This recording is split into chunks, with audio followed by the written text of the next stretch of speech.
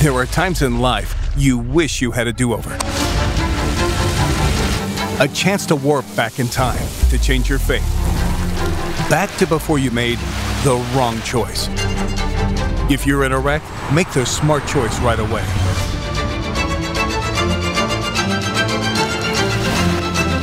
Frankel and Frankel. Chosen by the people, feared by the insurance companies. Call Frankel first. The Dumb Zone through the years has been a beacon of light in the DFW Metroplex, taking you to such destinations as Above Dan's Garage, the Alamo Draft House, Deuce Robinson's family farm, Paris, and several rich people's homes. There's always plenty of Kemp spins.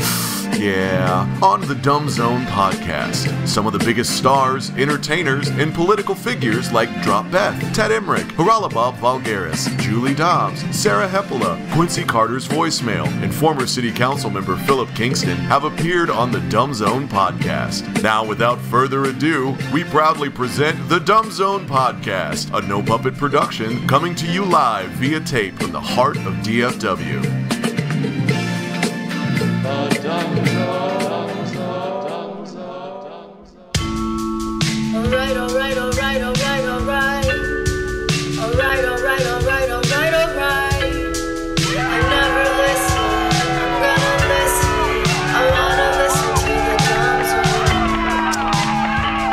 I inadvertently hit that Dumb Zone stinger, but then it kind of worked. It did work. Hey, thanks, man. You're the best. Happy Monday. Me. We don't have any Blake today. It's just me, Dan McDowell. Hey, I'm Jay Kemp. Nobody else wants to. We have Video Man. We have Intern Woman. I refer to her as a woman, don't you? Is that good? Why do you laugh at her being a woman? Well, she has a name, but I do agree with you that I am not a fan of calling adult females girls. Yeah, you don't want The intern girl. Infantilization of the female is always been odd to me. Although you've wanted her to call you daddy. So No. In fact, you and I have talked about this. I think that's like the weirdest sexual kink you can have. It's a weird bit from the past, for sure. I think some people still do it. You can call me Blake Jones. I can call you. There you go. Yeah. Then you'd much be more in that little comfortable. Facebook club with Blake. But, I mean, you know dudes who, I don't know if they request it or like it or something. It's weird. But it used to be a part of pop culture. I've told you that in the past. Yeah, mine's not on, but The movie Freaky Friday. The original Freaky Friday. yeah. Which is from sometime before I was born, but it was when they switched bodies. So the mother is now in the body of the daughter. Yeah. And the daughter had to call dad for something, or excuse me, then the mother called dad for her husband for something later in the day that she needed to take care of, and she called him daddy, and he's like, oh, I kind of like that. Ugh, I don't. So that was like embedded into my young brain. Right. And that's the whole reason of wokeness, right? You want to just change some of that stuff. That's the whole reason. Not the whole reason, but, you know. No, I know what you're saying, though. And as I've told you before, and I still maintain, my generation changed this. Right, mine acknowledged it, but was like, it's all right. I don't know. The one before yours was like... Hardcore into it. Yeah. We would like young women. Right. Rock songs, everything. Right. She's barely 15. Right. It was like, yes, hell yeah. Right, let's have a song. Yeah. And then yours did a little bit of work. We started into realizing the MILF is a better deal. Yeah. And then mine was like, you took it to the next level. what if we just make it a whole category? Right. We didn't have the term MILF. We did have some terms. I think me and the buddies, it was a DM. Look at the DM. That's a doable mom. Doable mom, okay. Yeah, and it was like, oh, yeah, I'm kind of more into the DM than I am the girl my age. The DS. Yeah, so... Yeah. So Yes, but then your generation said, you know what? You guys are kind of right here. Let's take it. It's like any innovation. You take it. Spread offense. Yeah. You see, there's something good here, but what if we named it? Yeah. And then expanded it. Made a whole genre all about the MILF. That didn't exist before. Yeah. And then they took it too far with the GILF. Let's just slow down. But I don't think anybody actually do a search. I mean, it's out there, yeah. But I think it just goes to show that that my people are the most pro-woman. Yeah, I mean, your generation is making all my favorite movies from when I was a kid just all women. Why can't just the Ghostbusters be guys? Right. Oh, Star Wars has to have a lady now. Yep. She's going to be saving the day. We all know that can't happen. Yep. Women superheroes. I mean, our women superheroes were like Wonder Woman. But she was totally hot and stuff, too. Right. That's the only way. I'll tie you up and everything. Yeah. Make you tell the truth. That was her big thing. Was it? Yeah, the lasso. Actually, she lassoed you. You had to tell the truth, I think. I don't know anything about the lore of Wonder Woman. Well, that's why Rachel's here. Do you? See? They're their own worst enemies. I think I just realized I have no idea what Wonder Woman is. I know she had a phenomenal set of cans. Yes, that's part of the whole thing. But canonically, can there be a flat Wonder Woman? No. Well, I mean, I think my idea was when they remake it, they just have it be Kevin James. Why is that? If we're gonna do this whole bit, let's cut it both ways. Oh, okay, all right. I mean, then before you know it, then LeBron will be in the WNBA if we start doing that. That's what I've heard from multiple politicians. Yeah, but I just don't know. I know vaguely what Superman does, right? He was born on another planet. He can fly. Yes, he's got superhuman strength. Right, he gets his power from our sun. Yeah, I sort of know what Batman does. Maybe there's some revenge and is really strong and stuff. Yeah, I don't have a clue what Wonder Woman does. I mean, she fights crime, that's for sure. It looks like based on the YouTube video today, she skateboards. Yeah. And she gives young Dan some of his funny feelings. Helps him come of age. As it were. Where young Dan learns that you don't want to use soap. You want to use some kind of a hand cream that's more moisturizing. The soap will dry everything out. Do women know about that? How young boys have to discover themselves and how to discover how to discover. Elaborate. Well, at first you're like, well, anything will work. But then through a process of elimination, that probably usually involves dry skin. Yeah. And scaling. If you do it too often. You can call it that if you want. Which we do. You do eventually figure out. You have a kid, right? Mm-hmm. Boy or girl? A boy. You'll get there. I'm terrified now. Yeah. How old is he? 4. Okay. Almost 5.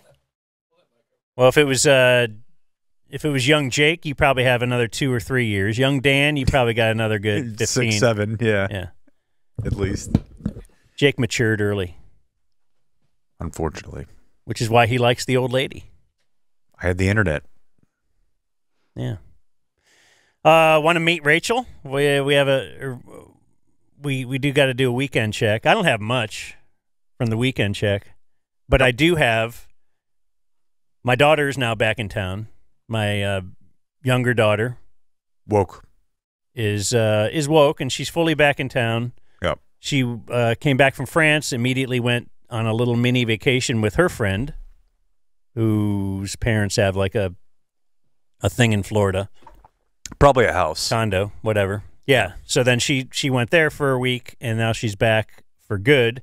Went to Chan's last night. Oh, heck yeah. Because we do love a little Chan's Mongolian grill. Fantastic. And One thing that I saw when picking up, because I pick up food every night for the family. You pick up from Chan's? No. Okay. Just making sure. Because I feel like you want that bad boy hot off the grill. Yeah, we did a Chan's. We used to pick up during Pandy. But, everybody did that. Yeah. So we always do the Chan's. I called you a Andy's. hero at that time. We do the Chan's Andy's chaser because Andy's right around the corner. Nice. And so maybe a little Chandy Sunday night. Not going to play? Well, that's all right. I think it plays for you. They don't all play. I don't think that everybody's doing Chandies, but So, but when picking up food a couple nights prior to that, it was like, I think it was Friday, and we had been inside all day. And do you ever just really enjoy the 100-degree heat to where I just want to sit and bake in it for 4 or 5 minutes? So I was picking up food from Duff's. Ooh, nice play. And who's that for? The wife gets the chicken wings from Duff's. Okay. Sometimes I'll get the veggie burger from there. Okay. But Eden and I opted to go next door to the Poke Bowl place. Mm-hmm. So as I'm walking out to vehicle, I decide, oh man, I need to just sit in the heat. This feels really good on my bald head, and I've just been in the cold all day. So I sat out on the bench for 5 or 10 minutes just soaking in the heat outside of Duff's. Okay. And so now I'm people watching, which is always fun. And this couple... Yeah, the diverse crowd you can see at the Duff's in Southlake. Well, this couple parks... And the dude gets out of the car, and he hustles around the front of the car and opens the door. And then the lady gets out, and then they walk into Duff's. And they were our age, right? They're, 30s, 40s. They didn't look exceptionally old. Okay? So they just seemed They normal. weren't 80. Yeah, they weren't you would think... that's from a bygone era. Yeah. They were black. I'm just trying to paint the picture, so I don't know. Is there any other... Why'd you lean into that so But hard? is there any other reason... I don't think you would even consider this. I'm going to park, walk... And they weren't, really well-dressed. It wasn't like prom or Yeah. They're going out for They're going to Duff's. Yeah. They're both wearing shorts and, a concert T-shirt. One of it. They just looked ratty. But I've just not seen like me. They look normal. They looked like me. Yes. I would not. But my mom and stepdad do have a relationship that's not that far away from this. My mom, despite the fact that she's been self-employed from about the time she was 16 years old, I can't tell you how many times she's ever pumped her own gas. She doesn't open doors. Ever. That could be difficult. She'll stand and wait? I mean, she does, but if my house. stepdad is there, he's opening the door. He orders for her. Whoa, that's something. So yeah, I would definitely. I'll open the door for sure. I just do that as a matter of course, but probably because I was raised that way. But ordering, for someone. Yeah. Does she have to tell him what she wants in advance, or does he decide? No, No, it's not like that. She tells him. And again, she's made her own money for pretty much her whole life. Yeah, she's extremely successful. She's vice principal strong woman, right? Pretty much, yeah. Yeah. But she has very old school proclivities, I suppose. How old are you, Rachel? 30. Okay, so how do you fly on all these things? Well, I'm just learning we're the same age. We're all around the same age. So I'm taking that in right now. No, my husband does not open doors sometimes, but not constant. Yeah, I meant we're all in the same age group we're not 80. An 80-year-old might open a door for So he says, he likes to say that, that we're all the same age. We went to high school together. But he's not even close. It's okay. But anyways, I will open the door for anybody, really. I don't even really feel like it's a male-female thing. Yeah. I'm I'll just hold the door open for a dude. If I'm there first, and that the very that makes you bi. You're a bi door opener. there you go. The weirdest part though is when it's a dude and he's too far away. That is always awkward. Like you're waiting. Like, should I wait? And then he starts doing hustle foot. Yeah. He's like, oh. Or you hope he does. I actually hope he doesn't. Like, oh, yeah. But like when he starts doing little, Yeah. I don't like that too much. But yeah, anyway, so that's a pretty uneventful weekend. If the biggest thing that happened to me was I saw a guy open his car door for a lady.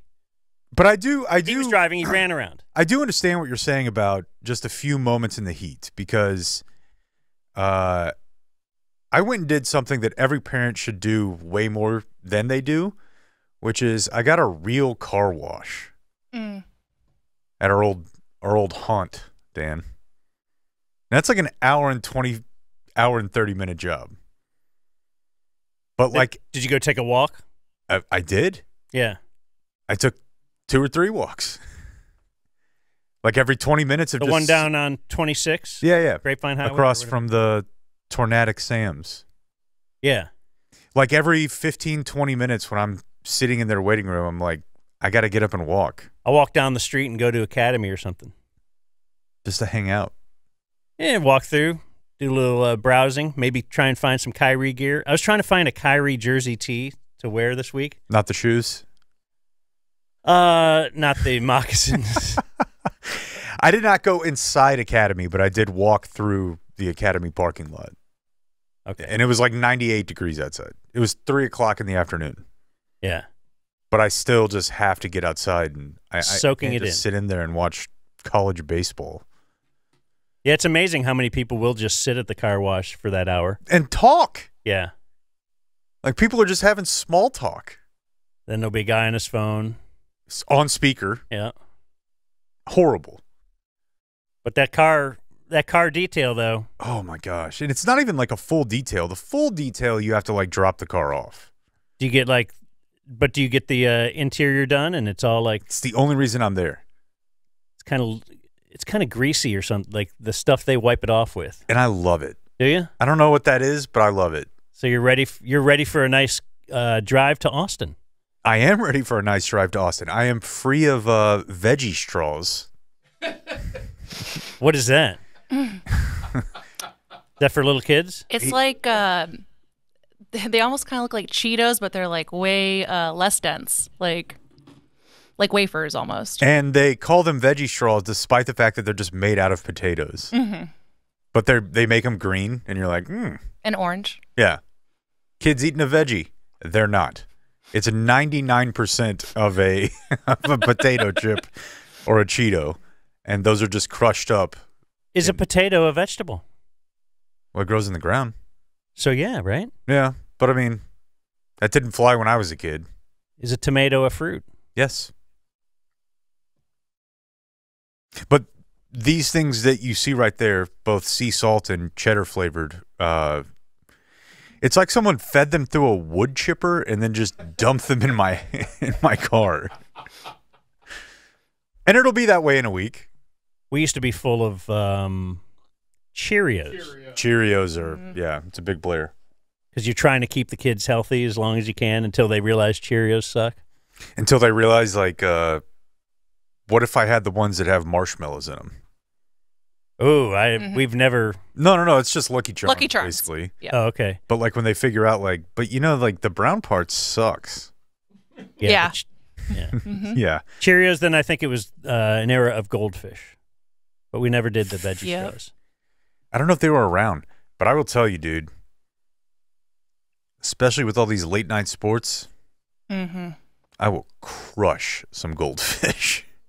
And Nutter Butters. I don't know. I bought them for my son. And Nutter Butters. I've they have thought been about that amazing. forever. I know. That's what I feel like. I'm not a say lot. sweets guy, but yeah, like the fact that I'm having to be up at 10 o'clock, maybe a little something, making me hungry. Goldfish have been the munchies. Goldfish have been a big player over the last couple months. So I got my car washed. That's pretty much all I did. We went to Splash Pad Saturday. Went to Wall Ball Park. Had a double park day. Because when it's 100 degrees outside, you literally just have nothing to do other than get outside with your kids. It's a long day. They don't just chill out. It wears them out. That's the whole goal. Just make them tired enough so that they'll fall asleep. Splash Pad rules, though. Dude, it's $3 per person if you're a resident. What is that? The park in Grapevine? The one over at by the elementary school. Dove? Par Park? Yeah. Dove Elementary? Par Park is down in Colleyville. Are you sure about that? Nope. You may be right. Pretty sure it is. But it's the one that you're thinking of. Yeah. There's a park and there's a splash Dove pad Elementary. behind it. Yeah. And we were there for 2.5, 3 hours. Yeah, they've made that thing so much better than it was when I had little kids. It does look like it's had a facelift. It's awesome. Kid loves it. Both kids love it, really. What's your deal, Rachel? So Rachel is our first official intern. Yay.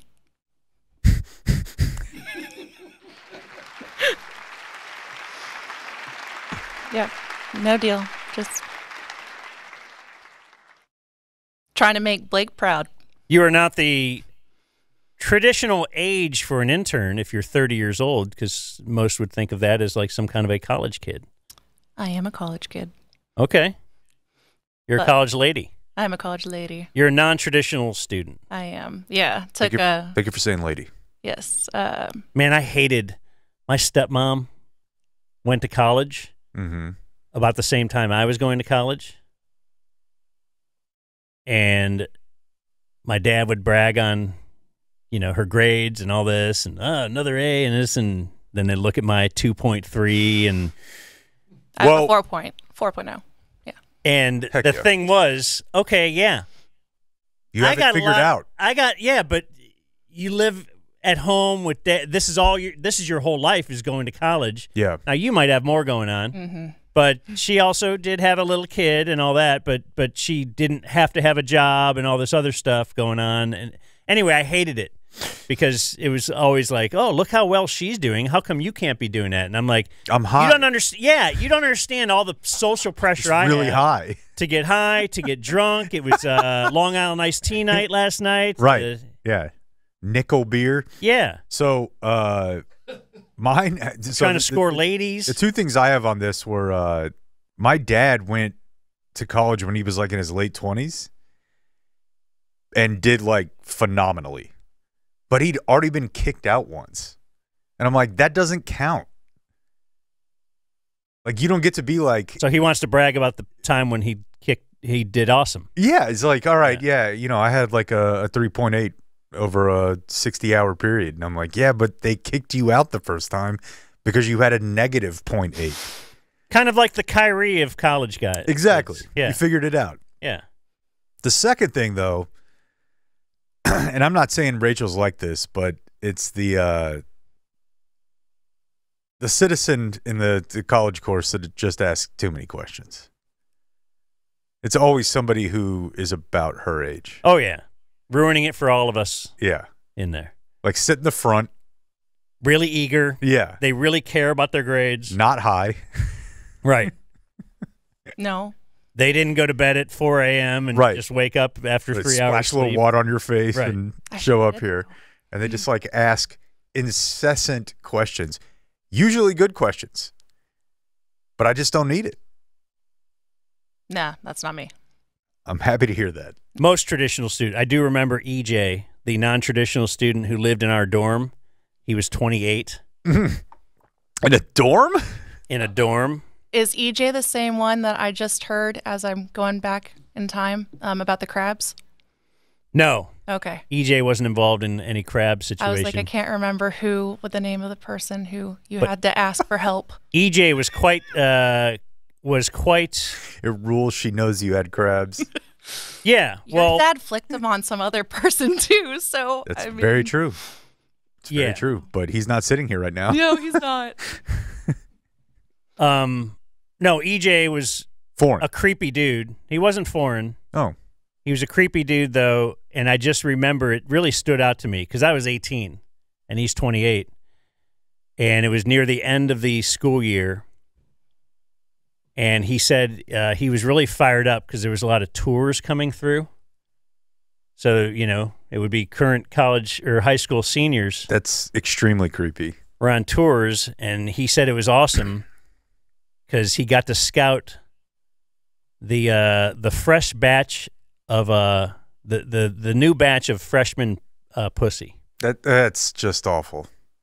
And it just coming out of EJ's mouth, it just felt. And I knew him for the year, and I thought he was like. I'm going to be totally honest. It didn't feel good coming out of your mouth. But he was like really excited about it. I mean, we would go yell at the parents, but there was no like intent behind it. Yeah, and you were probably 1 or 2 years older than them. At most. Or EJ was, a good decade. Yeah.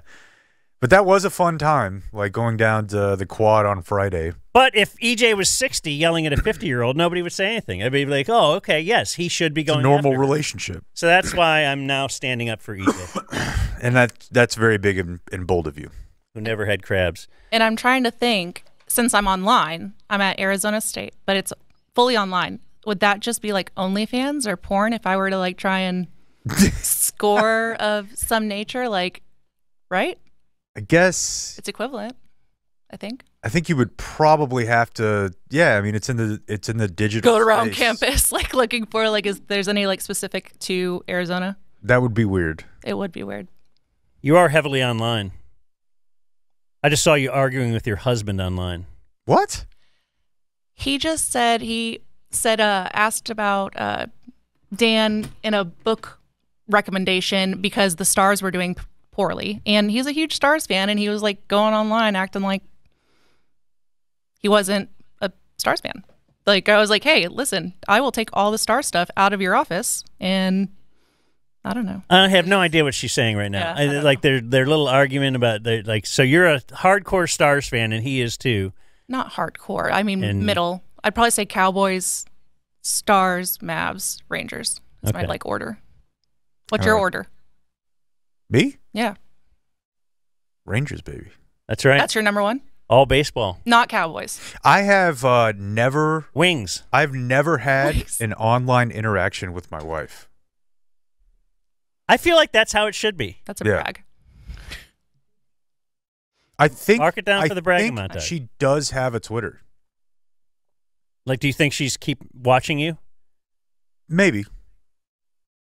I think But once a she long doesn't, time like, ago. she doesn't tweet me though. A long time ago, my wife hit me up for a Facebook friend request, and I never You responded. said no. You left it on red. You didn't even say no. Yeah. Yeah. Awesome. I'm new to it, and we weren't like I in kinda the same pretended room. I never saw it.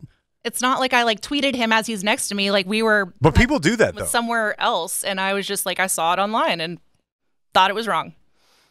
It was fake. Hashtag fake. Yes, and you need to tell everyone that he was wrong on that. I didn't think it was everyone. It was like on a thread and a comment. It wasn't like You're on Twitter. It's everyone. It's the world. oh It's Trump. It's Elon. oh I mean, potentially. potentially. I don't know. Never again. Oh, come on. Just be yourself. On today's program, I just want to alert you for what's coming up. I now care, speaking of being online all weekend, About women's basketball. I now care about the women's Olympic basketball team selections. I am pissed, and we're going to talk about that, but first we're going to do Mavs stuff. Oh, yeah. Yeah, let's go. It's okay. How about this? Ball, give me the ball because I'm gonna dunk it. Basketball, give me the ball because I'm gonna dunk it. Hey, there was one other thing I did this weekend that I wanted to make sure you knew about. I listened to a lot of Grateful Dead. Oh, really? You're trying to figure out the whole catalog? Yeah. Got a lot of emails. What's your favorite song? Shakedown Street. So that's a real thing? There's a song named that? Mm-hmm. Okay. You've seen him in concert. I heard that too. I have, but I don't remember anything from that night except Leaving the keys. The balloon. leaving my key in the car door. Car. And yes, sucking on a big giant balloon and then exhaling it into the balloon and then sucking it back again. Like Double up. Yeah. yeah. Fantastic. And people telling me at the time, oh, that's like you're killing 100,000 brain cells each time you do it. Like, yeah, okay. Whatever, bro. I got plenty. Look at my hand. You see it go across? Like you can follow it back and forth. Anyway, game 2. It's over. Mavs at Boston. Come on, man. It's over. I don't want to hear this from you. It's over. Let me start you with this then. If you're going to say that, I want to let you hear Kyrie from his post-game press conference. So they've really made their identity here. They want to take care of home court. And now it's our job to go home and do the same. Being in the finals before, down 0-2, I have a little experience in this. Didn't play particularly well in the first 2 games in that series too that I'm referring to. So now I'm just really leaning in on of what I've experienced, what I've learned, and some of the lessons I've been able to make sense of in how to come back in this series, because it is going to be a possession-by-possession thing, and it is going to be the hardest thing that we've ever done. So I think we got a great feel, a great experience here in Boston, what the finals is like for our group. And now we go home, kind of shake off the cobwebs a little bit, and just be prepared for another fight. How do you feel now? I feel like I am happy that he's on the team. I feel like I'm happy that he's the one who's saying those words that his teammates can hear, but I just think they're outgunned, man. It does really feel like not only outgunned, like talent-wise. Yeah. Like they've got like rank the top, whatever, 5 or so that's what I was going to say. 8, 10 players even. I was thinking about that this morning and was going to ask you, like, who's the Mavs' third best player? Like, sometimes it's Lively. He might be the third most important.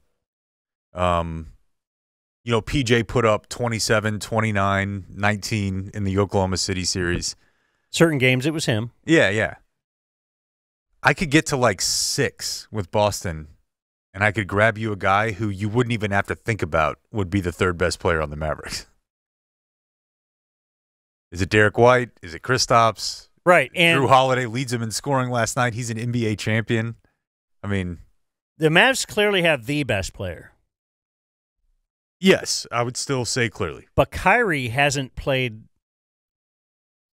like he's one of the top 5 players in this series. And it's really weird to me because they're going to need that. They need kind of like Kyrie and Luka to go berserk. 1-2 or 1-3 as far as best players in the series. And the weirdest thing about it is, from the Kyrie standpoint, he's just been so mentally strong, seemingly for the last year and a half with this team. And maybe a lot of it's bullshit, I don't know, but he says the right things, and he looks rattled. So yeah, and he's kind of jawing with the fans. Don't love that. It's like he got in that game that he said he's not going to get into. Like, that's Luka's game. Yeah. When Luka does that, like Kyrie is the calming guy that doesn't care. Exactly. Like when Luka's mouthing off, it would be like if you got in a fight, they'd be like, well, that's the other guy. Yeah. I'm not the calm guy. You're not the fight guy. You're Luka and I'm Kyrie. And they're fighting, or he's fighting like demons that concern me, to be honest. So maybe he'll be better whenever they get home. And then the other thing about it is you're not going to be able to beat a better team shooting 25% from 3. Yeah, well, yeah, and we kept thinking Boston won't shoot lights out like they did in Game 1. They don't have to. And they didn't. No. Yeah, and that's the concerning thing. Yeah. Kyrie is now 0-12 against Boston since he stepped on Lucky the Leprechaun. I thought it was like 14.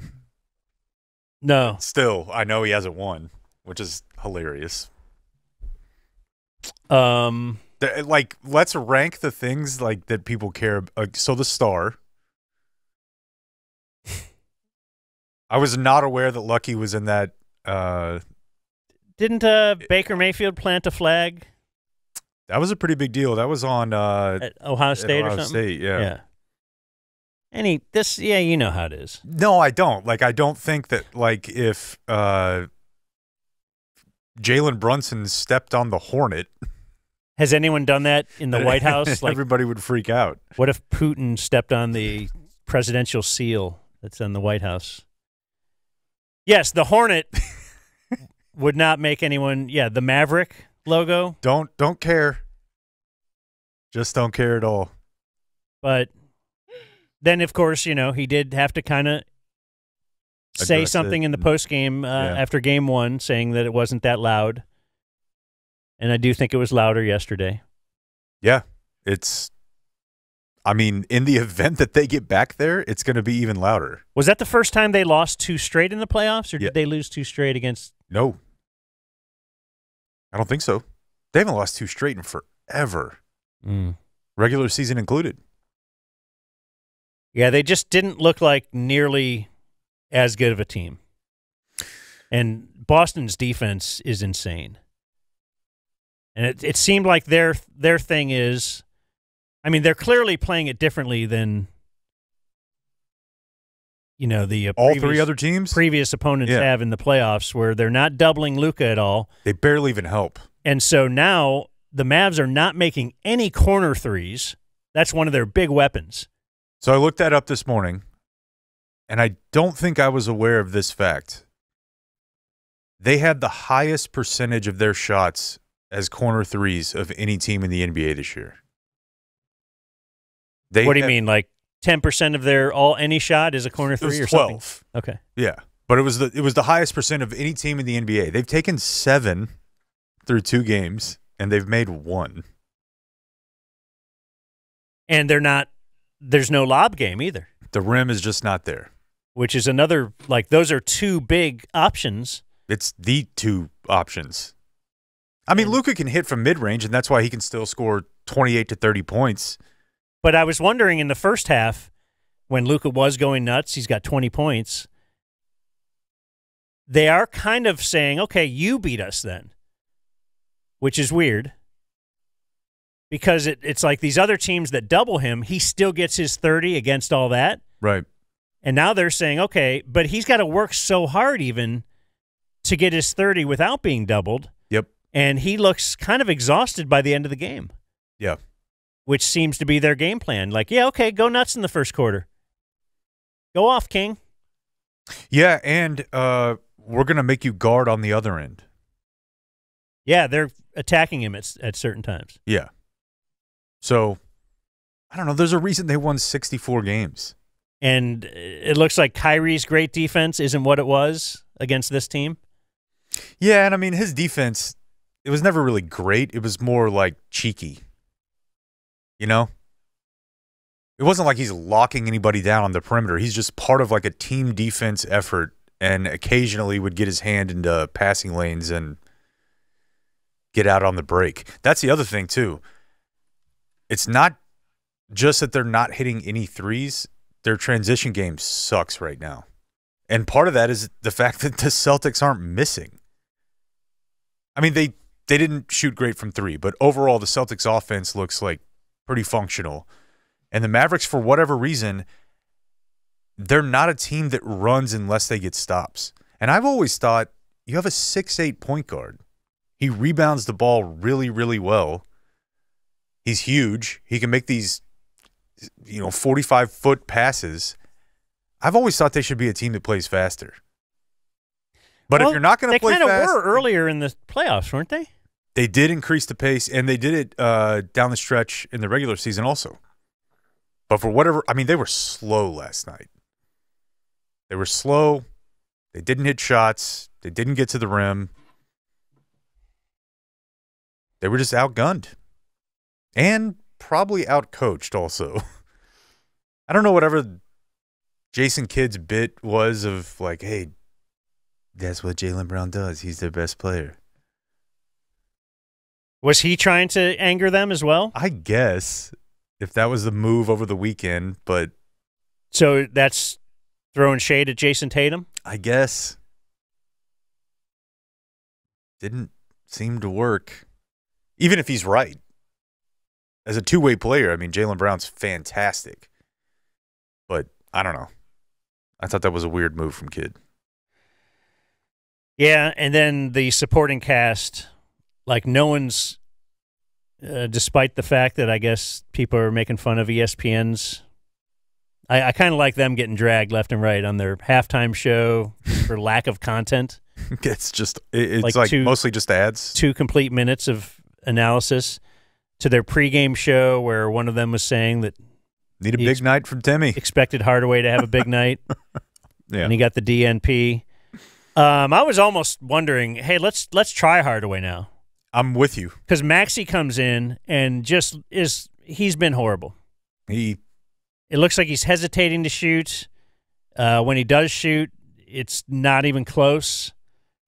Josh Green, we're giving him some play. I think it was. He's firing up brick after it feels like these guys. In the end, you're going to say, yeah, okay, they finally got some NBA Finals experience. That's good for them. Like Josh Green, he won't be that bad next time. Even Derek Lively to a certain extent. It's bigger. Everything is a little bit bigger. And the Celtics have done this. Right. And that's their goal. Yeah. They know if they lose this series, it would be a huge disappointment. It's not good enough just to get there. Whereas the Mavs, like we talked before the series, they're going to be fine. This is a huge victory. Yeah. Everybody's getting extensions. Let's re-up the GM, the coach. Coach, yeah. These, in Boston, they're going to wait on extensions to see. Because if they don't win the title, we're not sure we should keep this coach. Or if you've been extended, you might get traded.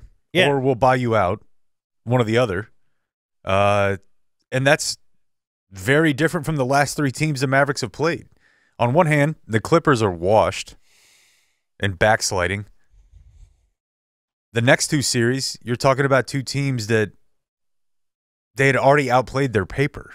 I mean, maybe not the Thunder because, they won a bunch of games, but they are still super, super young. And nobody expected the Timberwolves to be in the Western Conference Finals like at the start of the year. They have a 21-year-old superstar.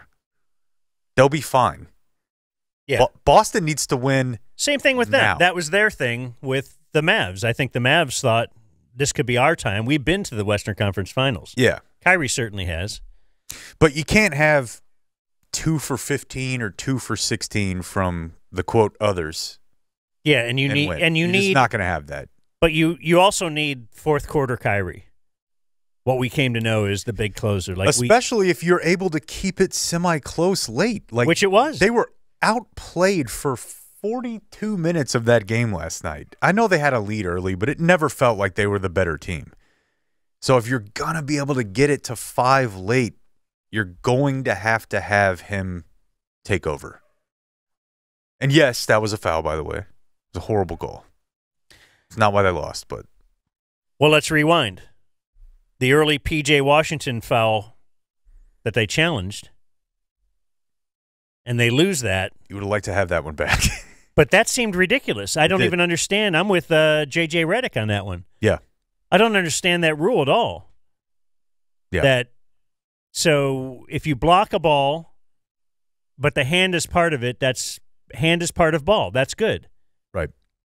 But in the process of blocking it, then the ball comes loose, and you now must somehow magically take your hand away from his hand? It is a matter of it doesn't make any sense. Centimeters. Yeah. Expecting somebody to be able to do that and codifying that in the rule book feels pretty ridiculous to me as well. So, I mean, they went to break pretty quick.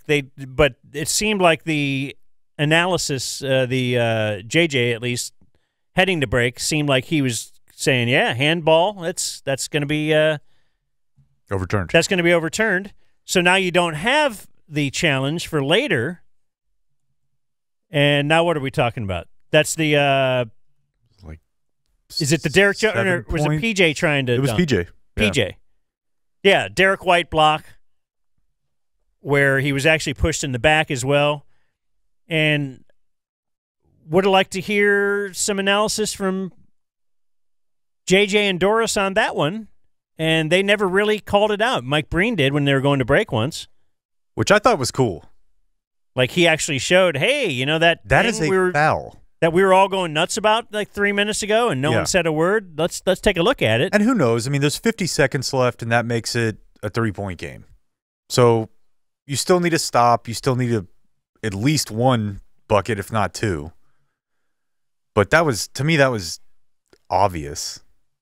Yeah, and so let's see. Before the Mavs 9-0 run, it was, again, Kyrie trying to take over. I'm looking at two. Kyrie missed 3. Boston makes 2 threes around him. Okay, then they take a timeout. Then they go on the run. Then, yes, the PJ foul that wasn't called. Jaylen Brown hits a 2 to make a 7-point lead. The Mavs call a timeout, and oddly enough, come out of that timeout, and apparently during the timeout decided, let's just give up and not even keep trying. Yeah. Let's just in this league, like, why not? Let's just for all we make fun of Garrett for Luka banging timeouts. let's just do some quick fouls and make them. Yeah. If they make the free throws, okay. Are we worried about the spread? What are we doing here? It was weird. They're not going to win. They're not going to win. But you would kind of like to see. They're not going to win. However, in game 1, they had a Kyrie 3 that could have cut it to 5 late in the game. And last night, if that PJ foul either gets called or he converts that dunk, they're down 3 with less than a minute to play. They're not that far apart, but they're not near as good as Boston is. I saw this, I thought I might have sent you this the other day, but I saw this Will Smith clip the other day. This is, I know, like a really weird left turn, where he said the difference between 90% and 100% is 50%. And it, really, really spoke to me. Like, you can be good, but if you want to be great, the difference between good and great is not 10%. And that's how it feels watching the Mavs and the Celtics to me right now. Well, I mean, it's like Luka versus Kyrie. Kyrie's really, really good. But the difference is not. There's a superstar, yeah, and there's all-stars. Yeah. And that's how it feels. Like, it feels like the Celtics are at 100%, the Mavericks are at 90%, and it doesn't feel like they're 10% apart. Right. Which is why it's inequitable the amount superstars even get paid. You think they're overpaid, but you could pay them as much as you want. Yeah, that's how much they mean. Yeah. So, yeah, I mean, look. They fought him hard all the way, Shoopy. I still really like I like PJ a lot. He's gonna be here.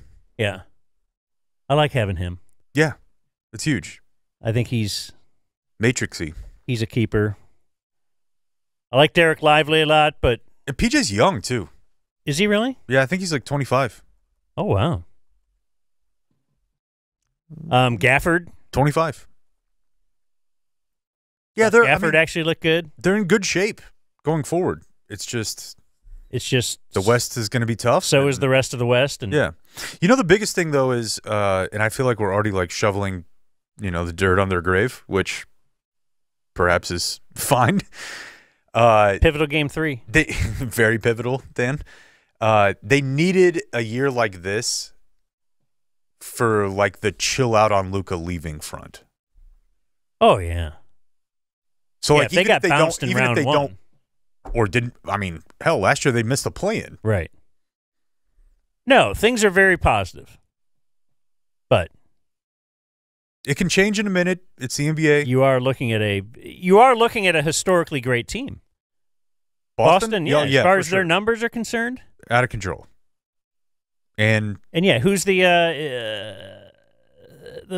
former Buck? How the hell did they get Drew Holiday? Yeah.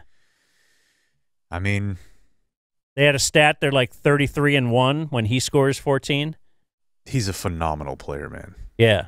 I don't know how Milwaukee ended up screwing that up, but well, wasn't that to get what's his name under the cap? Or yes, not Giannis, but to get Dame under the cap, right? Yeah. Yeah.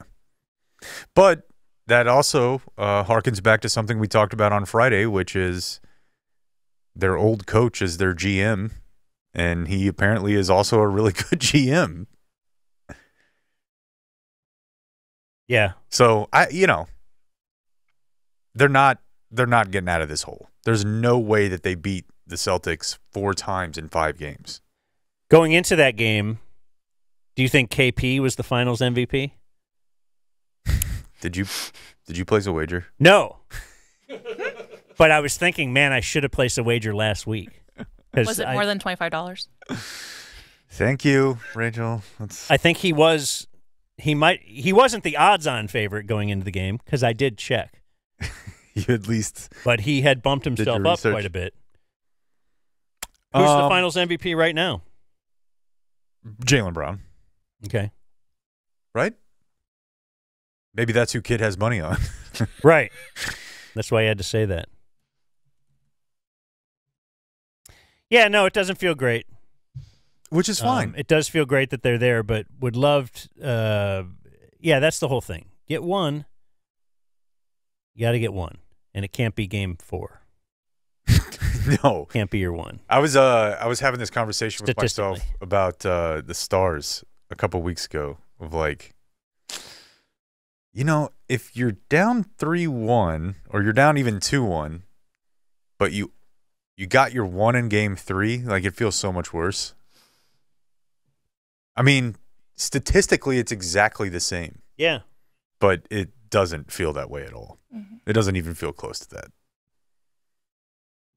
They'll probably get one. Yeah. Do you think they'll win tomorrow? Don't they? Is it tomorrow? Right. Is it Wednesday? I think it's Wednesday. Do you think they'll win Wednesday? If the game's Wednesday, I don't think they'll win tomorrow. It is Wednesday. Yeah. I don't necessarily think they'll win. At all? Like right now, it doesn't look like they will. But you never know. The only hope they need Luka to go off and Kyrie to go off too. The second point is the one that you're going to have. Yeah, if Kyrie's not going to be the Kyrie we've seen, then they will not win a game. Yeah. Luka's going to be Luka. It's just so weird to me that the Kyrie thing like faded based on what seems to be like a mental block. Their whole team looks big. They're like you know how Luka's big? They're big. Like versus Kyrie, like yes, all their skill guys all look big. Yeah. Jaylen Brown is huge. Jason Tatum is long. And where does KP? So KP is here, and he was the second best player on the Mavs. What is he there? 4? And Al Horford is 50. And he's playing great. Doesn't have to score at all. Just shows up and is, as I said this morning, Al Horford just has to be Al Horford. And then I got to deal with this motherfucker Peyton Pritchard hitting a 3 to end my run late in the third quarter. The bank shot off the, yeah. What is this guy doing? This guy looks like Boston to me. Yeah. Like he just looks like South Boston to me. And now I just have to deal with this guy too? That was devastating. It because you had kind of cut the, yeah. What was it, 8? Yeah. Yeah, you cut the lead to 8. Peyton Pritchard. And then he puts that in. Don't want to see it. Here's a little Luka post game, taking it all on himself. Mike Leslie, WFA. Luka, later in the game, it seemed like you guys started to be able to get more people involved, but for a while there, first and second quarter, even into the third, it seemed like it was heavily you. What did finally start to work, and how can you guys get more people involved offensively earlier on in the game? So you said in the third there was less people involved? I'm saying in the first half it was mostly you, and then you guys eventually started to get more people involved. What eventually worked? Yeah, I mean, obviously it didn't work because we lost. But, at the end of the day, we got to make some more shots. I think my turnovers and my missed free throws cost us a game. So I got to do way better in those two categories. But at the end of the day, we got to make shots to win the game. I just like that he always does that. He's like, my missed free throws, my turnovers. My turnovers, yeah. And, without those things, they're a lot closer. Yeah, 'Cause well, he was getting his pocket picked left and right. no doubt, but they're also not there if they don't shoot 24% from three with him going 4 for 9. Yeah. What's the non-Luka guys? How many threes did non-Luka make? I think it was 2 for 15. So I appreciate that he does that. Like, so also we not can't the have reason they Maxey lost. shoot anymore. We can't have Josh Green shoot. And Jaden Hardy just seems a little too small to have any effectiveness when he is in there. It's especially exciting, in this series, yeah. Like they try it, but he certainly can't do anything defensively. And then they throw Exum out there, and it's like the Exum that was the one. Did have the one shot, yeah, but Exum can't play. No, I really do think it might be time to dust off Tim Hardaway, and let's just see. Again, I don't hate it. You're out of ideas right now, aren't you? Just let him go out there and chuck. Like, I don't see any reason why not. Right. I feel like the starting lineup can just stay the same. Yeah, of course. But I like Gafford. Instead of me giving combined 13 minutes to Hardy and Josh Green, or Hardy and Exum, and then you throw Green's minutes in there too, and you're probably up to like 20, 22. Yeah, call Hardaway into the office. Tell him, look, we need it. We need it now. Let's go. Invite his dad. Invite your dad. Yeah, when does he play well? Is it his dad's in the building? Yeah, I mean, I don't want anybody to like actually pull the numbers on that because it feels way more like a narrative than something that's quantitatively based. No, let's do it.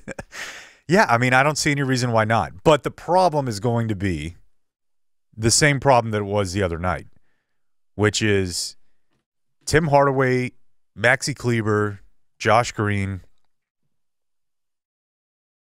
To an extent, I would say even like PJ and Derek Jones Jr., they work because Luka gets them open. Right, and that's not really happening. Not really happening. Their shot quality numbers are super, super poor right now. And even Luka's shots are difficult ones that he's making. Yeah. Like Kyrie can go get that bucket. I'm not worried about that. I mean, he's missing, but Kyrie doesn't rely on Luka for offense. Right. Everyone else does. It's been this way forever. Reggie Bullock. Dorian PJ Finney-Smith. can move around a little bit. Yeah, I mean, he's got bounce for sure. But certainly all the guys off the bench need Luka. Lively. I mean, needs Hardy Luka. can kind of Gafford create a needs little Luka. bit. That's the only one you have left that might be able to just like play effort basketball. When Josh Green comes in, he needs Luka. Maxey needs Luka. He's made a lot of people a lot of money. Like and they're spot up guys. Yeah. But I don't know. I mean, if you want to do break glass in case of emergency on Tim Hardaway Jr., I'm with you. Because I don't know what else they have right now. Is Boban available? Start Boban. Isn't that the play you make? Remember that? In the playoffs? It kind of worked. It worked a little bit. I got some audio from the broadcast crew. Here, they're going nuts about Luka. You know, they did the obligatory. They played some Luka clips of him, which is very cool. That's a cool era that we live in now, that everybody has tons of video. Like, we never had tons of video of Dirk when he was 9. Right. And now you got Luka playing against 14-year-olds when he's 9. Yeah. And it's awesome. So here they played that video package and then they kept talking about him. And then they said something. They gave a little shout out. What I've always been impressed with Luka is his poise from day one in the NBA. This is a guy who's seen every single coverage. He's been in big moments prior to even getting to the NBA. It just feels like he always rises to the occasion. Remind me again who was picked before him, first and second. Do you remember? Why do you have to bring that up to us? Okay, I'm only putting this in there because they're attempting chemistry. It's just not going anywhere. Do you remember? Why do you have to bring that up to us? That's not nice. DeAndre Ayton was number 1 as he took it literally. Has it. Shot clock at 4. Defensive 3 seconds. So a one-shot technical. Again, following a loss, this team has been terrific, and he has led the way in that department. Mark Followell, who is the terrific Mavs play-by-play announcer for many, many years, He named it. It's Luka magic, and you see it all the time. The way he performs, everybody trying to stop him. He just finds a way. Go ahead. What? I've just never heard. I didn't know that Mark Followill was credited with that nickname. Is that true? I have certainly heard Mark say it, and if Mark is credited with it, no, I've heard him say it. That's awesome. A ton, yeah. I didn't know where that originated. It doesn't feel to me like the sort of line that is unique enough to where one person could okay. could be ascribed as the author of it, but perhaps I'm wrong about that. It's not so. It's just. I don't know. I've never thought of that as like I'm sure Mark has like a ton of different. He's got to take that with you, right? I mean, I know that came from Dirk, but he's used that before. Luka Magic, I feel like just about anybody. I was surprised to hear Followill get the credit. Probably come up with that. But also, if he deserves it. If you want to wind it back even further than that, it is very funny them trying to force a chemistry set there. Well, of course, it was DeAndre Ayton. Right. These three do not mix at all. And like I thought I actually didn't used to mind a Breen and Doris alone. I didn't either. And the thing is, I don't mind JJ. Right. But there's something about the three of them together that just does not work. And I thought it was weird that Doris wanted to shade Bagley and Ayton right there. Like, I don't have a problem with it. No, but it was all weird. It was all weird. Yeah. It was all weird. Yeah. Here is Breen trying to get hip with the kids. I think he's been watching some Kevin Burkhardt for tips. Okay. Although Tatum didn't shoot well again, 8 assists in the first half for Jason Tatum. TV. And for the Dallas Mavericks, 40 of the 54. Catch that? Nobody's doing DB. We're calling Doris Burke DB now. DB. Kind of highlighting the cleave there a little bit, I thought. Yeah. Old Doris. We got to just let you know, don't forget that I'm a woman. She just wants to make that perfectly clear. So we got it. We got it. I'm going to address your second point in a moment. The first thing I will say, though, is that she absolutely needed no prompt to speak right there. DB. Like the sentence ended, and then he's like, DB. Bring it, DB. I don't think that. Rack 'em. As it were. I don't think that she should be shaded for showing it a little bit. Because, like, dudes wear, like, tailored suits if they're ripped. Yeah, we don't see the ridge, though. Yeah, I mean, it might not be the ridge, but it's like Van Gundy doesn't wear, like, a J.J. Redick suit. But J.J. Redick doesn't get accused of being, like, a whoor. What about a suit if it showed your six-pack? You just cut, like, the Zeke shirt. Yeah, okay, yeah. But that would be worse. That would be worse. I would agree with that. Hey, I'm not anti-cleave. Let's not start painting me with that brush. I'm just pointing it out. What's up, Doris? Well, never mind. I'm not going to say that. All right. We have new fun. Doris Burke has a phenomenal bottom. And, yeah, she's not showing that off. That's all I'm saying. She needs the stand-up desk. Hey, that's all I'm saying. She's a very athletic. Is that the NBA 2K Doris Burke? The image we just showed? That is a video game character. Look at that. Yeah. Okay. She's wearing Jason Kidd's glasses. She is. She definitely is.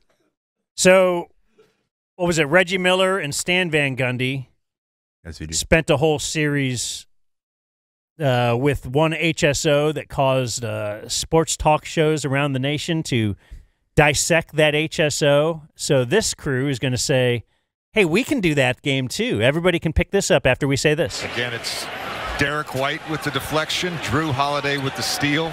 Those two guys make so many plays on both sides of the floor. Not just the best defensive backcourt in today's NBA, one of the best defensive backcourts of all time. I will co-sign that. Yeah, I heard that. But that was kind of like the best offensive backcourt in NBA history. That became a big thing. And I don't think this. I think a tumbleweed will. Yeah, I don't think they're leading. Bounce across first the take sports with landscape. This morning. Yeah, I mean, I feel like Van Gundy was a lot closer to being right than. Well, Breen was kind of like he kind of checked himself with one of the best in NBA history. Okay, right? Maybe one of. I don't know. I don't even know how to do that. It's a lot tougher than offense, but I don't. Yeah, I think that's a bad point. Doris here, I think, again, they're trying to figure this whole dynamic out. And I feel like she's trying too hard going to break here. Eric Lively with his first point. A 20-year-old rookie from Duke makes it a 2-point game. And a timeout call by Joe Mazzulla. So we talk about how infrequently Boston blitzes. Al Horford jumps out on this screen.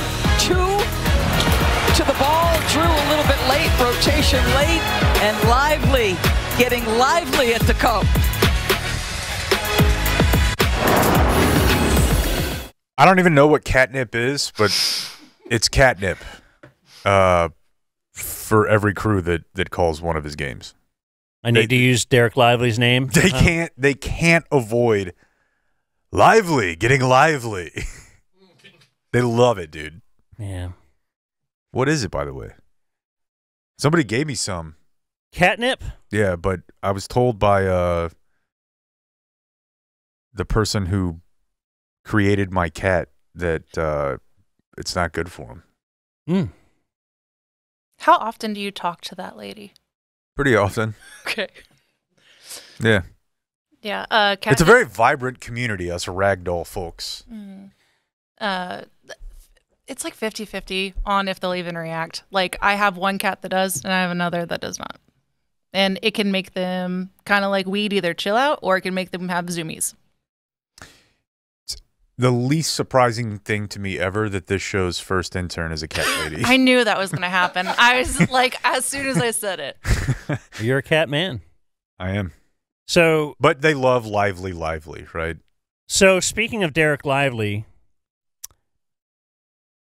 this is going to be a part of the report, I guess. I don't even know why we have to put this in here. But let's do a sideline report coming out of the break.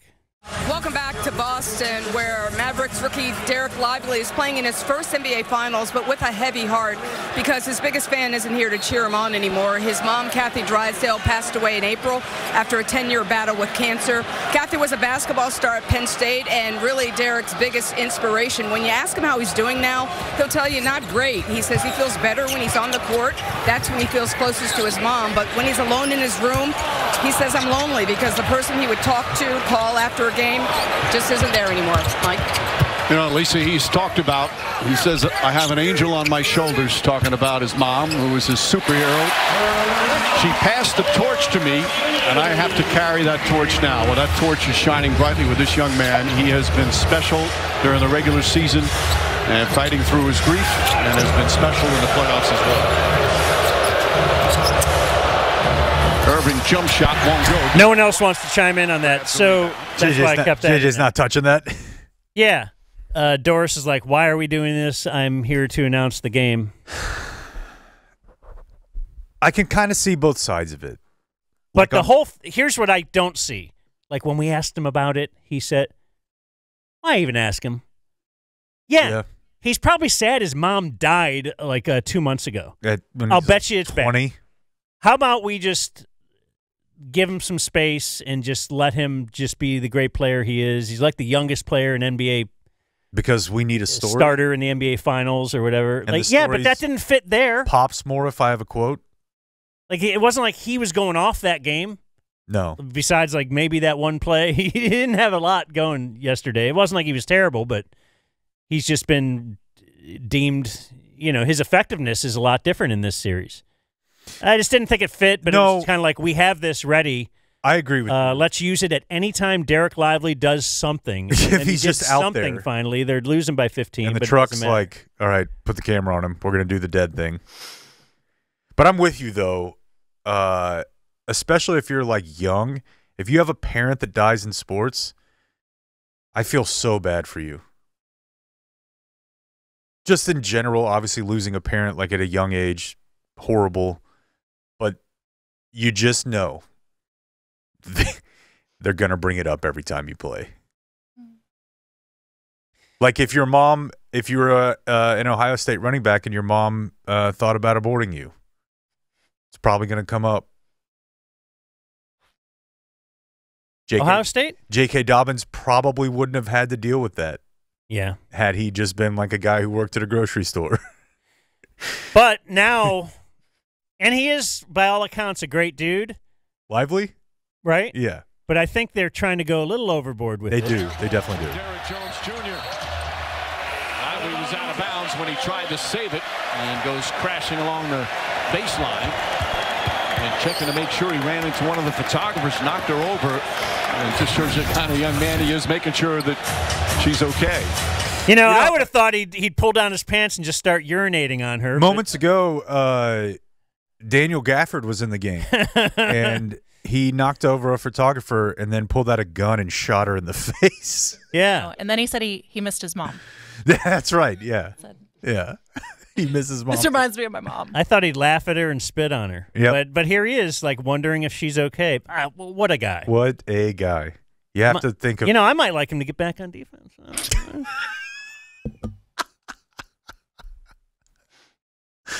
I bet that's what his mom would have wanted. That is what his mom would have done. A standout at Penn State. I did know that. Which I did research and check just to make sure that she was a standout. Because you thought there was a chance she was just on the team. On the team. I mean, she scored 1,000 points. I think that's impressive. But she's also like 22nd on the all-time scoring list for Penn State. But it seems pretty good. I'm just going to go with standout. Yeah, let's go with that. All right. The Dumb Zone. Can I ask you something about these commercials? I don't know what the heck I'm doing out there, Hank. I need a little advice. You've done like 20,000 of these things. Tell me something. Well, you know, Larry, everybody thinks it's easy. It isn't. It's an art. Yeah. Okay, well, look. If you don't believe in your product, right? Okay, you got to substitute something you do believe in. Okay. Okay, for instance, when I'm out there and I'm pitching the Pearl Cream that keeps you looking young. Right. I've seen that. Do you know what I'm thinking? You're not thinking about the Pearl Cream? No, sir, I'm not. What are you thinking about? America. Everything she stands for.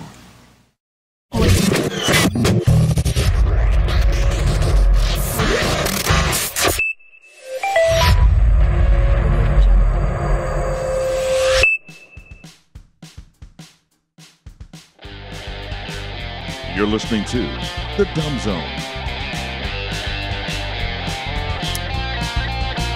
Yeah. You ever see the Will Ferrell SNL sketch where he's like a news anchor? And it's a very serious story. I can't remember what they were talking about. It might have been like a baby in a well or something. But he's just like, man, that's a kick-ass graphic. No, and he can't get away from how badass the graphic is to focus on the story. That's how I feel about the graphic we just played there. And the accompanying sound too. It is badass, man. Yeah.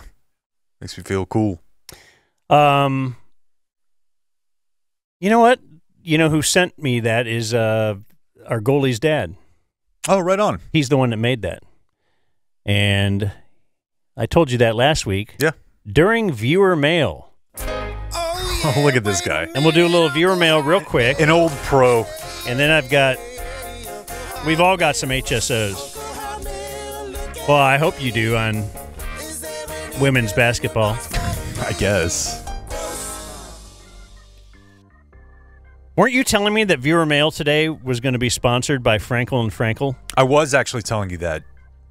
I was telling you that all weekend when we met up. I was like, hey, viewer mail Monday. Frankel. They're personal injury attorneys.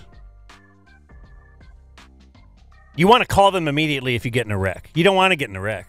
So the other day, I had a guy swerve into me, almost hit me, but I already had 214-333-333, and I was like, do I hit this last three? You just need one more? And then the guy didn't hit me.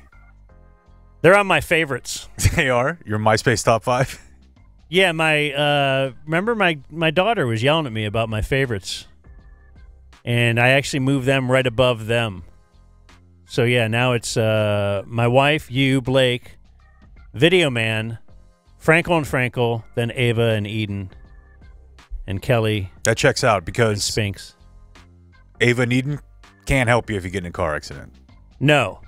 And they probably would just lay back. They wouldn't fight for your rights. The insurance company is obviously sometimes they try to take advantage of you.